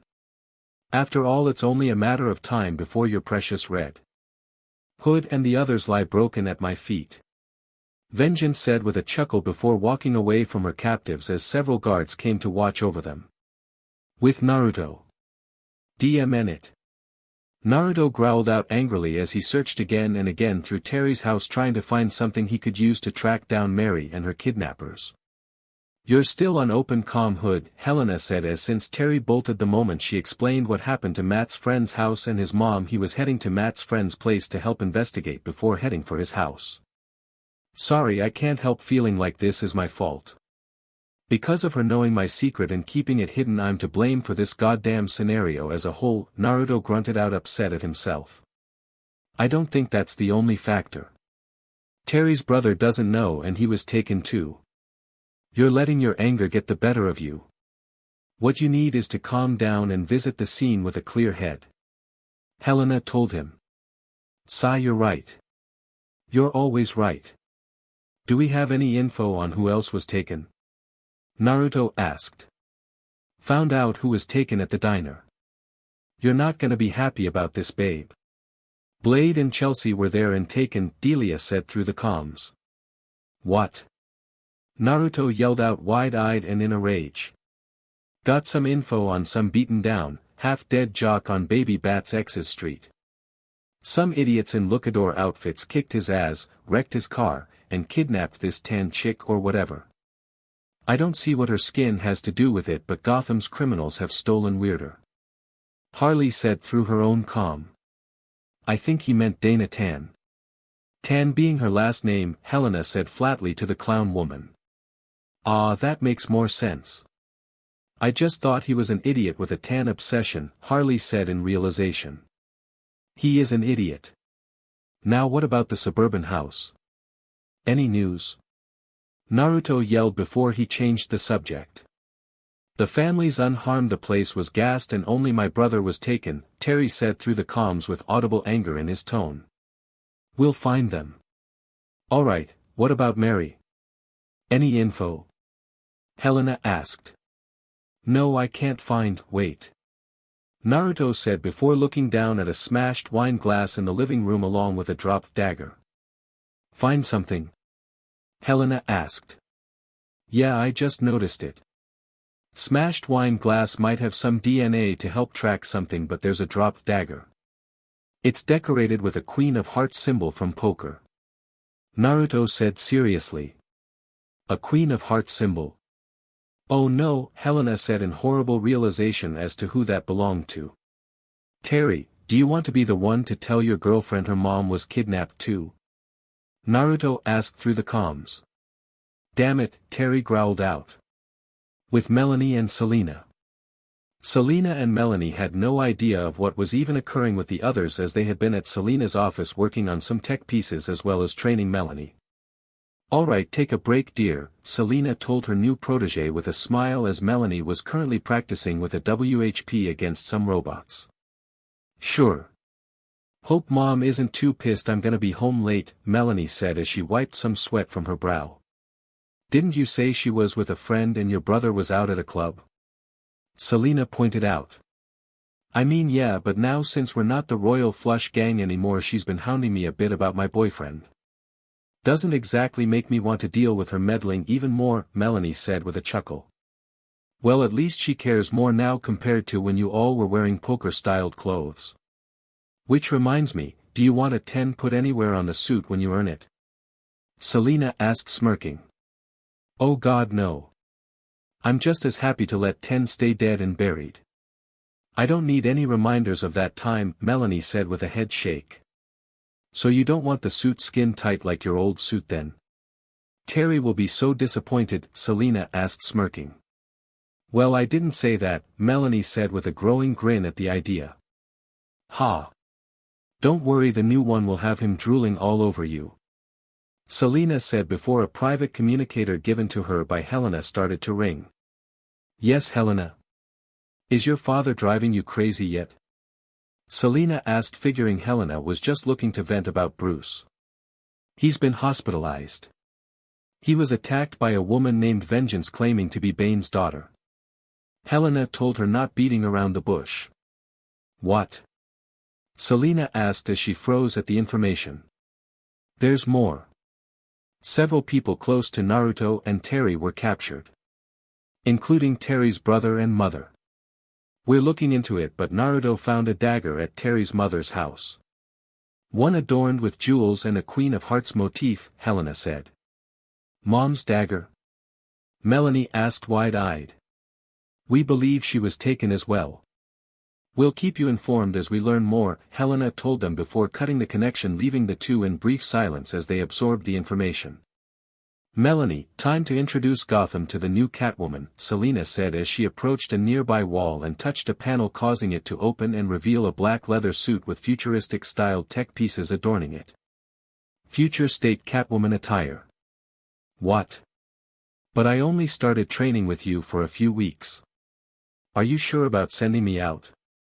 Melanie asked, surprised Selena was willing to give her the suit already. I'm not like Bruce. I believe trial by fire can do wonders for those donning these suits. Training and simulation is good and all, but experience is the best teacher. Besides, are you saying you don't want to help your boyfriend's team rescue your mother? Selena asked with a quirked eyebrow. I'm gonna need some weapons too. Melanie responded with a serious tone. Already have them ready, Selena said as another wall next to the Catwoman outfit opened, revealing a set of claws, some bolos, smoke bombs and caltrops amongst other gear and tech, and finally a very well-made WHP. Perfect, Melanie said with a grin as she approached the outfit to get ready. Selena slightly smirked, hearing this, feeling a sense of pride at her new protege. Her pride, however, disappeared rather quickly as her thoughts went back to her daughter and Bruce. Specifically Bruce's injury. The thought of her old flame, someone who she had a child with, someone who she still had feelings for deep down, was now lying in a hospital bed after having his spine shattered by a maniac Lucadora, made her ache with pain. As she was lost in her thoughts, Melanie finished getting suited up in her new outfit. Leave this to us. You should go check on Bruce, Melanie said as she put on her mask and looked at her mentor. I shouldn't leave you without some guidance on your first mission. Besides, Bruce is tough. He'll be okay, I'm sure, Selena said, shaking her head at this. Go. I may not have been Catwoman before today, but I still have some experience in a suit. So go be with him, Melanie told her with a smile. Be safe. You and Helena both, Selena told her with a nod and a small smile. We will. Now let's introduce Gotham City to a new cat on the prowl, Melanie said with a grin before running towards an open window and leaping out into the night, throwing her WHP out at a nearby light fixture on a building to wrap around it and swing through the city before landing on a nearby rooftop. A girl can get used to this, Melanie said with a grin before the sound of gunfire went off, making Melanie shift towards a nearby alleyway leading to a warehouse. Come on Chico, move your ass. We gotta plant the bomb before the cops come. Vengeance orders, a lookador man holding a laser pistol said as he put it away after firing on a witness in the alleyway and walking towards the body. This would go faster if you help me move the bomb, as the second lookador said as he started dragging a large bomb towards the warehouse door. Hey, I gotta hide the body. You have the easy job, the first lookador said as he dragged the body towards the door. What part of dragging a bomb is easy? The second asked. The part where as soon as it's done I'll buy you a round and we can find some hot mamacita to play with, the first said with a grin. Looking for a playmate, boys? Melanie purred out as she jumped down into a crouch before she slowly got up so she would get the men's attention. Whoa, whips, leather, now that's my kind of playmate. Hola gatita. Come to Poppy, the first said with his grin widening as Melanie smirked, strutting over to them with a sway of her peach. Careful, it's my first time, Melanie said with a stuck purr at the approaching lookador before she quickly grabbed the man's pistol arm and with a jerking motion snapped his arm before she spun him into a nearby wall before she spun around and cracked her WHP at the other lookador as they took aim with their pistol, but their weapon was quickly sent flying as the WHP struck their hands, leaving deep cuts on their hands. Ag. The second lookador grunted in pain at the cuts on his hand before his cries of pain were silenced as Melanie threw the first lookador as he started to groggily stand up into his buddy, sending both tumbling to the floor. Now then, perhaps you boys can answer a few questions for me. Don't make me wait too long though or the claws will come out, Melanie said as she walked over to them as her claws flicked out of her glove for emphasis. Glinting dangerously in the moonlight. Don't hurt us, lady, we are only paid the minimum for mercenaries, one of the lookadors said as he held up his hands along with his fellow lookador. You're overpaid.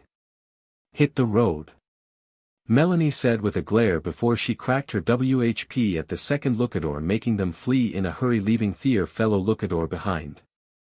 FB, you broke my arm, gah, the first lookador yelled as he laid on the ground while cradling his broken arm before he yelled out as Melanie wrapped her WHP around his neck and jerked him to his feet, choking him.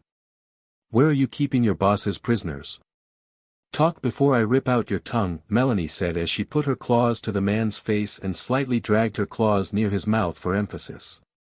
Old Arkham Asylum. She's keeping them there. Please let me go.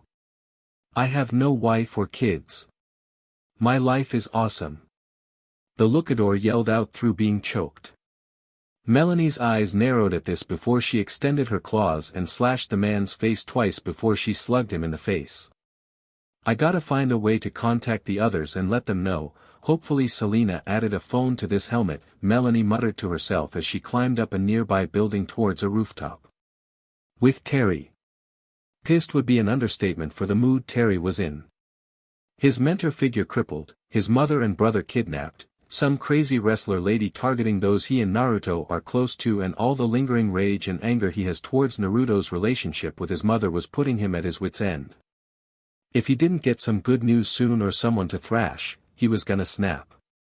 Luckily for him, as he flew through the city searching for any sign of vengeance as goons, his communicator went off. This better be good news, Terry said as he answered the phone call without looking at who it was. Relax Batsy, I have a location on Bane's BSTRD, Melanie said with a stuck purr. Melanie? Is that you? Terry asked, blinking in surprise at the tone his girlfriend was using. Call the others and meet me at the old Arkham Asylum. Hope to see you soon, lover, Melanie purred out before hanging up. So can we all agree to stop mocking me whenever one of my girls' calls gets through the comms for everyone to hear now after that? Naruto asked after a few moments of silence. Shut up and meet up at Old Arkham Hood. Batwoman, you should probably suit up too, Terry suggested. On my way, Helena said through the comms. Old Arkham. Terry was the first to arrive at Old Arkham Asylum and landed on a nearby tower to overlook the area with his scanner while he waited for the others. Minimal guard presence. 6 people in cells. Including Mom, Dana, and Matt. But where's the boss? Terry asked as he scanned the area nearby. Nice to see you made it first, lover, Melanie purred out as she jumped onto the rooftop. Melanie, what are you doing, Terry was asking before his eyes widened at the Catwoman outfit she was wearing. Melanie smirked seeing Terry's reaction before she swayed her peach and she approached her boyfriend. Selena decided to have me help with this, even had an outfit all ready. You like it? She asked seductively as she put her arms behind her head and struck a pose. Hi. The now brain-dead Terry couldn't form a single word due to the sight before him. Oh, the big bad bat likes his new Catwoman, how much though? Melanie purred out as she hugged Terry, smushing her melons against his chest. Terry said nothing to this as he tried to not let on that he was very happy with Melanie's new look. Melanie slightly smirked seeing that her boyfriend was turned on. Oh, such a big strong bat, she purred as she gripped his pee-pee a bit. Is this what it's like with my ladies and me when we're in the field? Naruto asked as he grappled up onto the rooftop alongside Helena in her Batwoman suit. Do you want an honest answer or one that makes you look less like a horn dog? Helena asked, smirking at Naruto. Nah, I'm good. Hey bats, keep it in your pants, we have a job to do. Naruto yelled as he approached. Huh? What? Cough, I mean, right, so Catwoman, how'd you find the hostages? Terry asked, trying to regain focus. Oh fine, we can play later, Melanie said as she pulled away from Terry but not before squeezing his pee-pee again for emphasis. And you give me CRP? Naruto asked Terry as he stuttered in surprise. So what's the situation? Helena asked Melanie while trying not to be impressed with how easily her mom's protege was at taking up the Catwoman persona. According to one of Vengeance's men, I questioned they made base here. She's been sending her goons out to various points in the city to plant bombs. They're crudely made bombs, but that doesn't make them any less dangerous. My guess is they're to lure away any law enforcement from actively looking for her to deal with the bombs or to keep you all busy so you're weakened and can be taken out. Melanie told them. Alright, we'll have Miss Joke, Madam Jester, Harley, Ivy, Starfire, and Nightstar deal with the bombs. Meaning we 4 will have to deal with the guards inside, Helena said. I really gotta help those 2 find better codenames, Naruto muttered under his breath. So that's your ex, huh? You know, looking at her, she does have a nice peach, Melanie said with a grin, seeing Dana through her scanners now getting a full look compared to the in passing while on dates. This made Terry sputter in surprise and caused Naruto to put his fist in his mouth so he wouldn't burst out laughing and give away their position. Okay, enough. Geez, I didn't think you would take to my mom's lessons in teasing so well, Helena said as she approached Melanie and took the new Catwoman scanner from her. I don't see this Vengeance chick on my scanners, Naruto said as he surveyed the asylum remnants. Does she have something that can block out our scanning? Terry suggested. Wouldn't put it past her. She came prepared from the moment she started this plan. Everyone use extreme caution against her. We'll get the hostages first and then hunt her, Helena ordered. Fine by me. Let's go take down Bane's spawn, Naruto said as he pulled out his pistols and readied them. Asylum cells. Mary, Donna, who was coming to finally, Chelsea, Matt, Dana, and Blade all looked on at the 4 guards guarding their cells.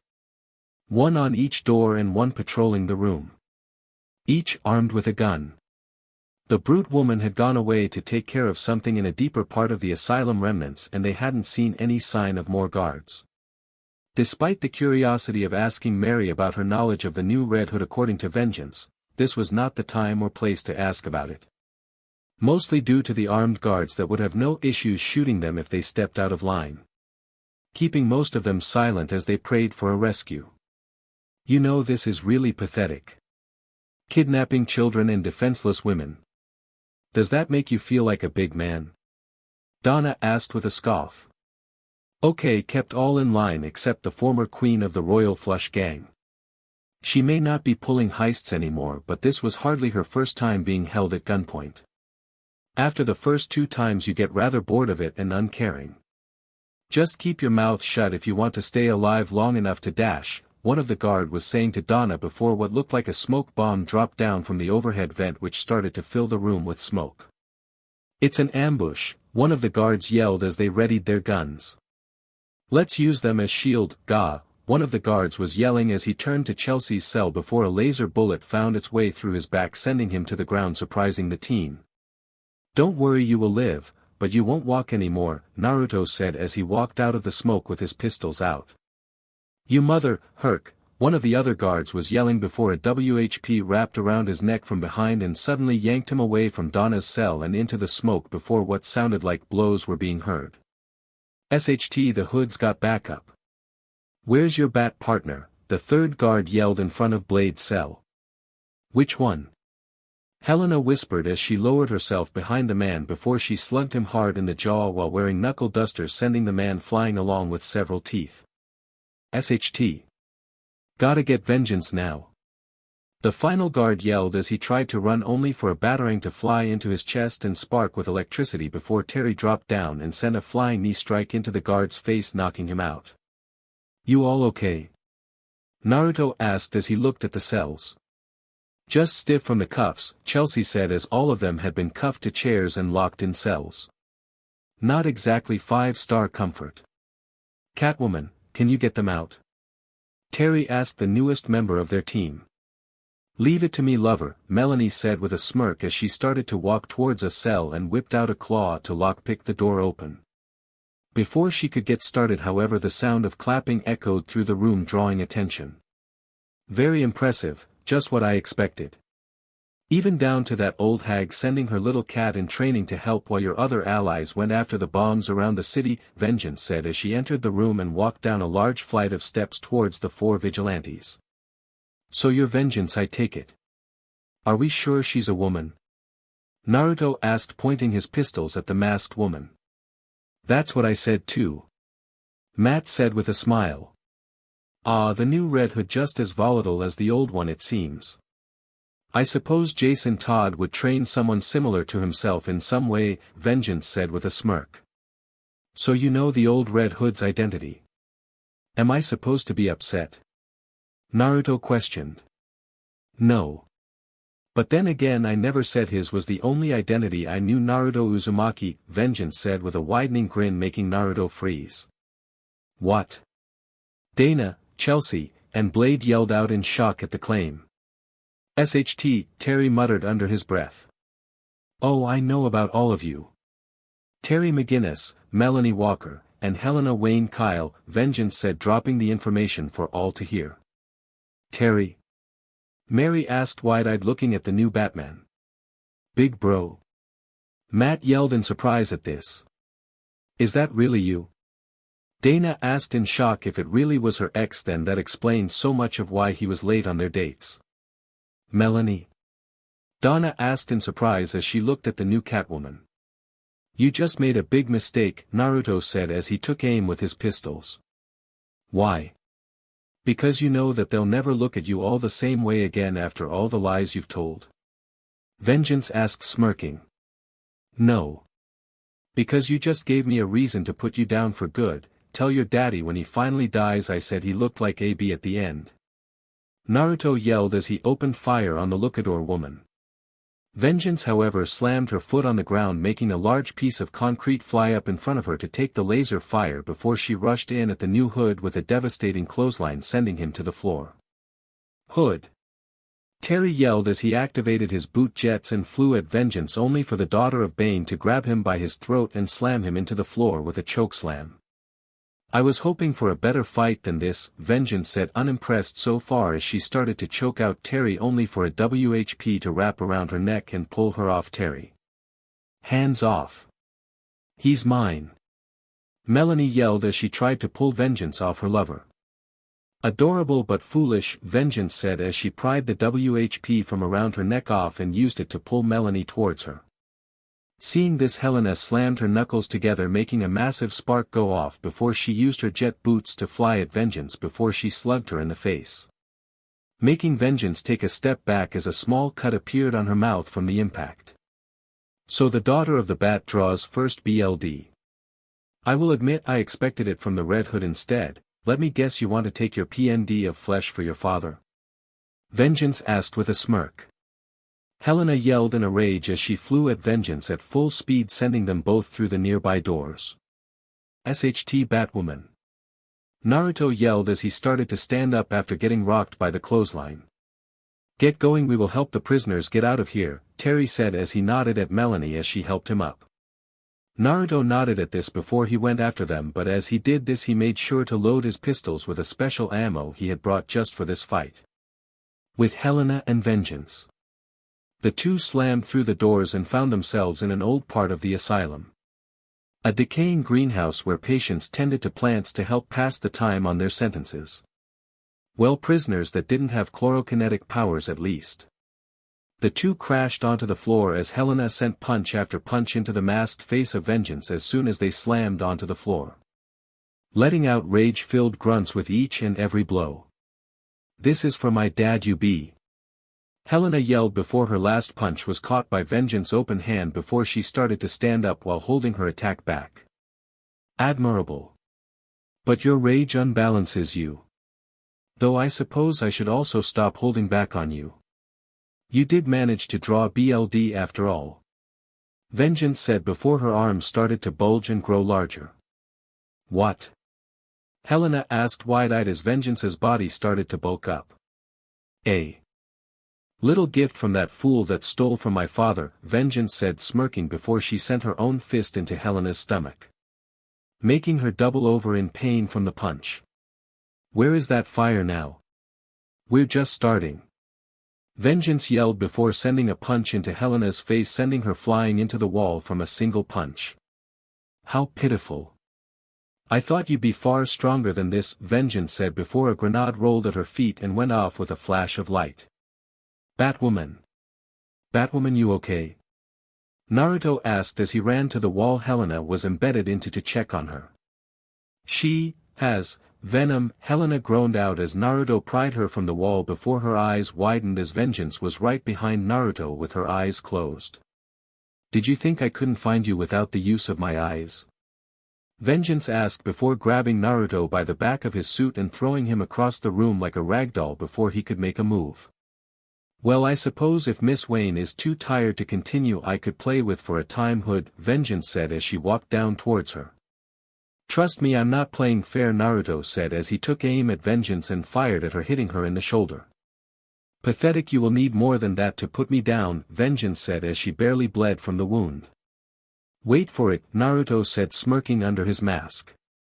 Vengeance raised an eyebrow at Naruto's smirk before the wound on her shoulder suddenly started to bulge and boom! Her shoulder suddenly exploded, sending BLD flying as a bigger hole appeared in her arm, causing the mercenary to yell as she grabbed her shoulder in pain. What is this? Vengeance demanded as she glared at Naruto. Little something I cooked up after we dealt with your father's nurse. I figured that slappers may have been stopped, but someone would still have a few. These are specifically crafted so that when the liquid inside the bullet mixes with venom, well, you saw the results. Gotta say it didn't disappoint, Naruto said with an audible grin behind his mask as he aimed at Vengeance. You dare take my birthright from me? Very well, I will not need venom to kill you or any of those harlots you seem to care for, Vengeance growled out before another bullet hit her arm, which caused another mini explosion, making her yell in pain. I didn't take anything from you, I'm using it against you. Not so fun when your enemy uses their own weapon against you, is it? Oh wait, you tried that too with revealing our identities, Naruto growled out before the sound of footsteps came from the doorway. There's gotta be a way out somewhere, Terry said as he and the others entered the room. Ah, just what I was waiting for. Unfortunately, little bat, I made sure that the only way for the hostages to escape would be to go through me, Vengeance said with a grin as she looked towards the door and saw the hostages behind Terry and Melanie. Waiting for? Naruto asked before seeing Vengeance smirk widen as she pulled out a small grenade from her jacket and threw it towards Terry, Helena, and the others. SHT. Melanie yelled as she saw the grenade coming and knew they wouldn't be able to get everyone away in time before it went off. Your suits will protect you, but they won't escape the blast radius. Say goodbye to your loved ones, Bat family, Vengeance said with a grin, only for Naruto to activate his own jet boots and fly past her to dash at the grenade. And dive on top of it. Hood. Terry yelled. Get everyone back now. Naruto ordered as he curled himself around the grenade. But dash, Terry was saying. I'll be fine. Get them back now. Naruto yelled before the grenade started to glow from under him, emitting white light. Get back. Melanie yelled as she grabbed Matt, Mary, and her mom while Terry grabbed Dana, Chelsea, and Blade and tackled them down and away. Boom. Within seconds a massive booming sound and a flash of fire came into existence as the asylum remnants shook from the blast. Smoke kicked up before slowly dispersing. Hood. Hood, speak to me. Helena yelled as she and the others looked to the fading smoke to see Red Hood on the ground. His suit and help had taken the brunt of the impact of the explosive, leaving his mask shattered and his identity for all to see. His face was covered in soot and scorch marks as blood dripped from his mouth. One of his arms lay awkwardly broken at an unnatural angle along with his legs. Hood. Helena yelled, running over to him. He really is the Red Hood? Blade asked in shock. I can't believe it, Chelsea said, wide-eyed before it became horror at the realization her lover was severely injured protecting them. Then if that's true, then is Terry really? Dana and Matt muttered as they turned to the other vigilantes while Donna and Mary stared wide-eyed at the damage to Naruto. Is everyone okay? Naruto asked groggily before coughing up some blood. You saved them.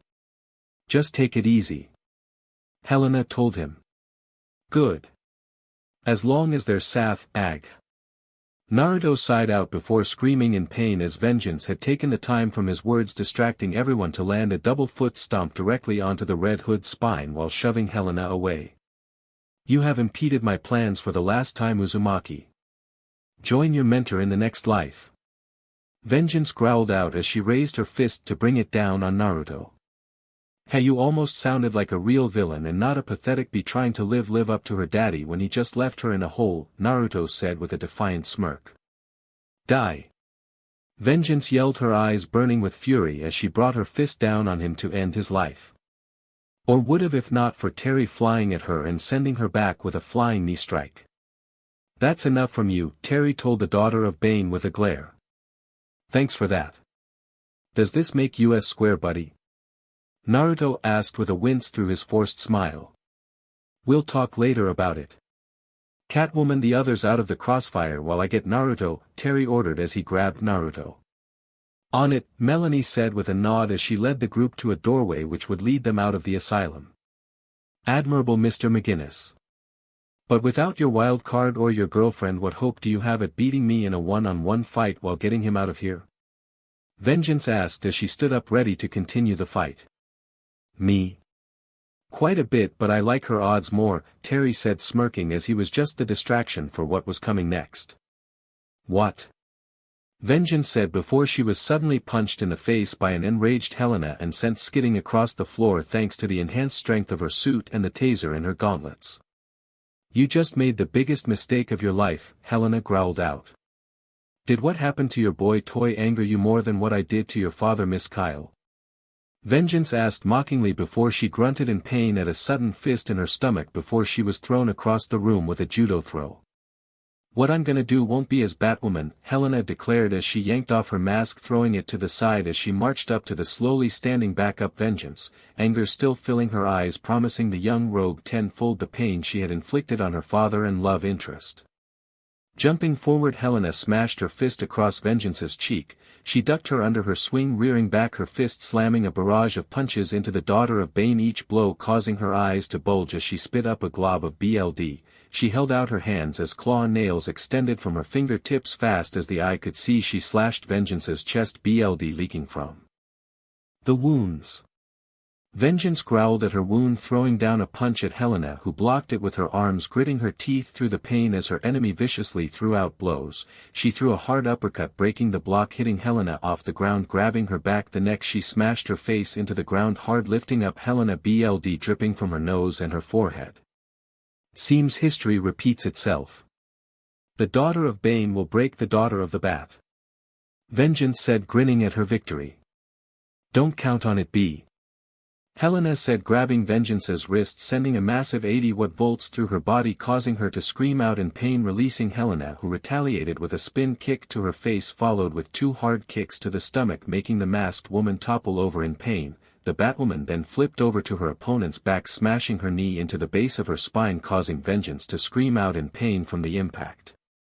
As Vengeance reeled from the pain, Helena stalked up towards her, grabbing her and lifting her off the ground above her head thanks to the enhanced strength of her suit.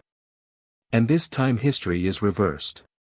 Helena yelled as she slammed Vengeance across her knee before a sickening snap filled the room. Vengeance wailed in complete and utter agony as she felt her spine break from Helena's actions. That was for Naruto and my father, B. Helena declared, looking down on the broken woman beneath her. Finish me then. You know you want to. Go ahead and do it, Vengeance told her. You crippled my father, kidnapped our loved ones, injured someone important to me. But you're not worth it. My father wouldn't want me to end a life. And I'm not gonna start now. You can live the rest of your days knowing you only live because I let you, Helena told her as she slowly turned to walk away. No. Not like this. Reag. Vengeance yelled as she injected herself with more venom and threw herself at Helena before. Bang! A bullet fired from Naruto with his still good arm pierced the mercenary's head.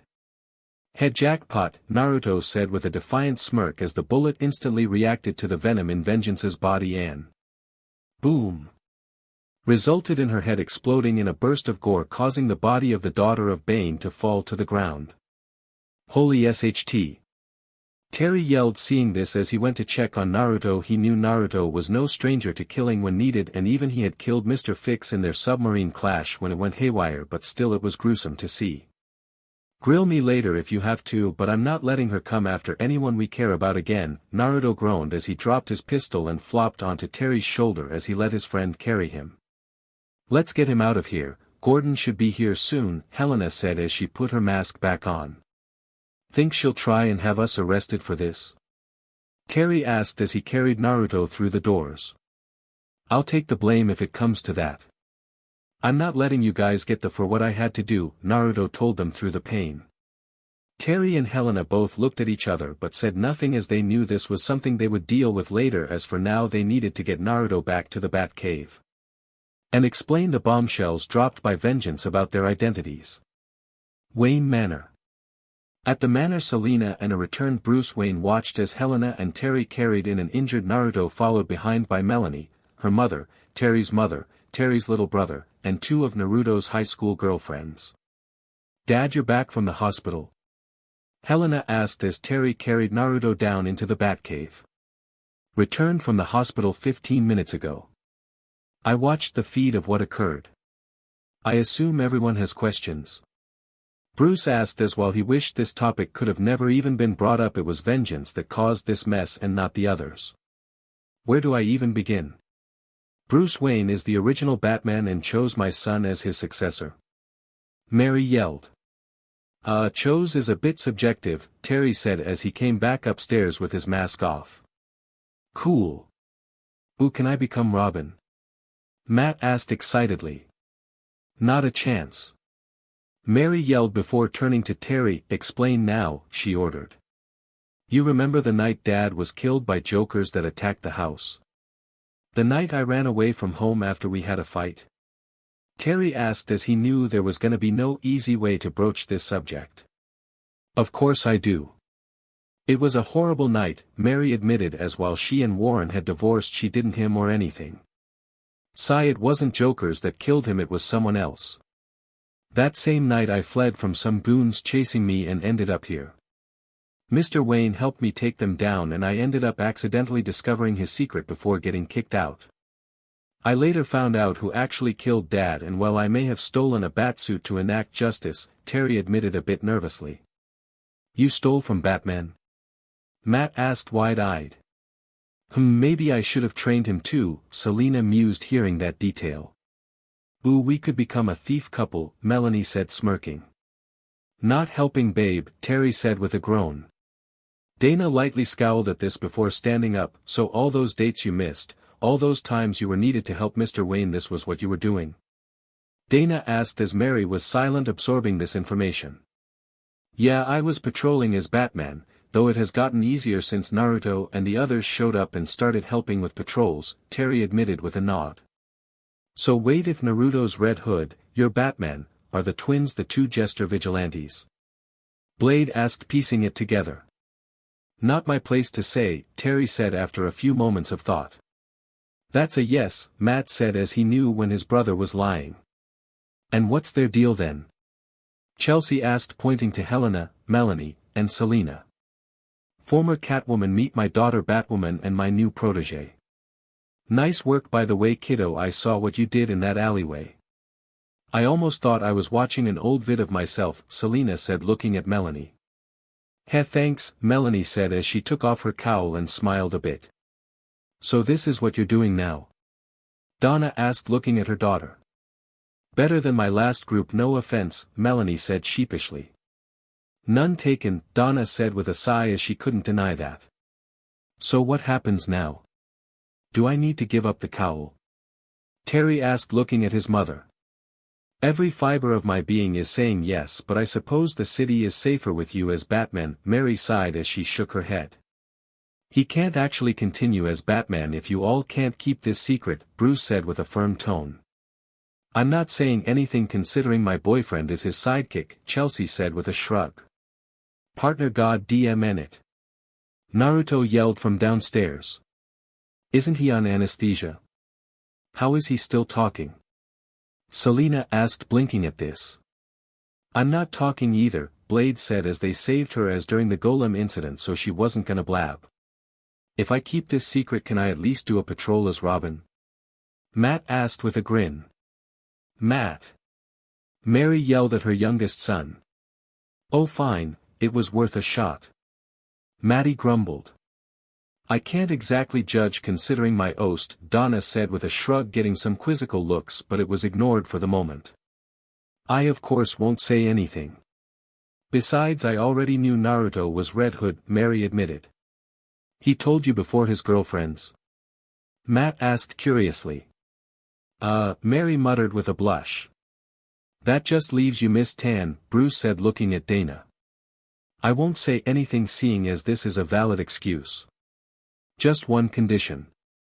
I want a private talk between you, me, and your new girlfriend, Dana said looking at Melanie. If this is for a three-way, Melanie was saying before she was cut off. Will you stop? I swear you're gonna give me a heart attack, Terry said as he rubbed his temple. What, it works for Naruto. He's dating, let's see, the twins, Harley, Ivy, the two here, Star, her daughter, Max, your mom dash, Melanie was listing with a grin. I get it. Terry yelled out. Wait, what? Blade, Matt, and Chelsea yelled in shock on that last tidbit looking at a blushing Mary. Speaking of the twins, you tell them what happened yet? Helena asked Terry. Oh CRP, Terry groaned out as his eyes widened before. What the hell is this? Who crippled our man, damn it? Twin female voices yelled from downstairs. I'll get back to you, Dana, Terry said as he quickly went downstairs to try and attempt to calm down the twin girlfriends of his friend. Things had gotten crazy, secrets had been revealed, and it was only the beginning of what was to come in the future. For all of the Bat family. So alright folks, that's all for today. Stay tuned for more crossovers.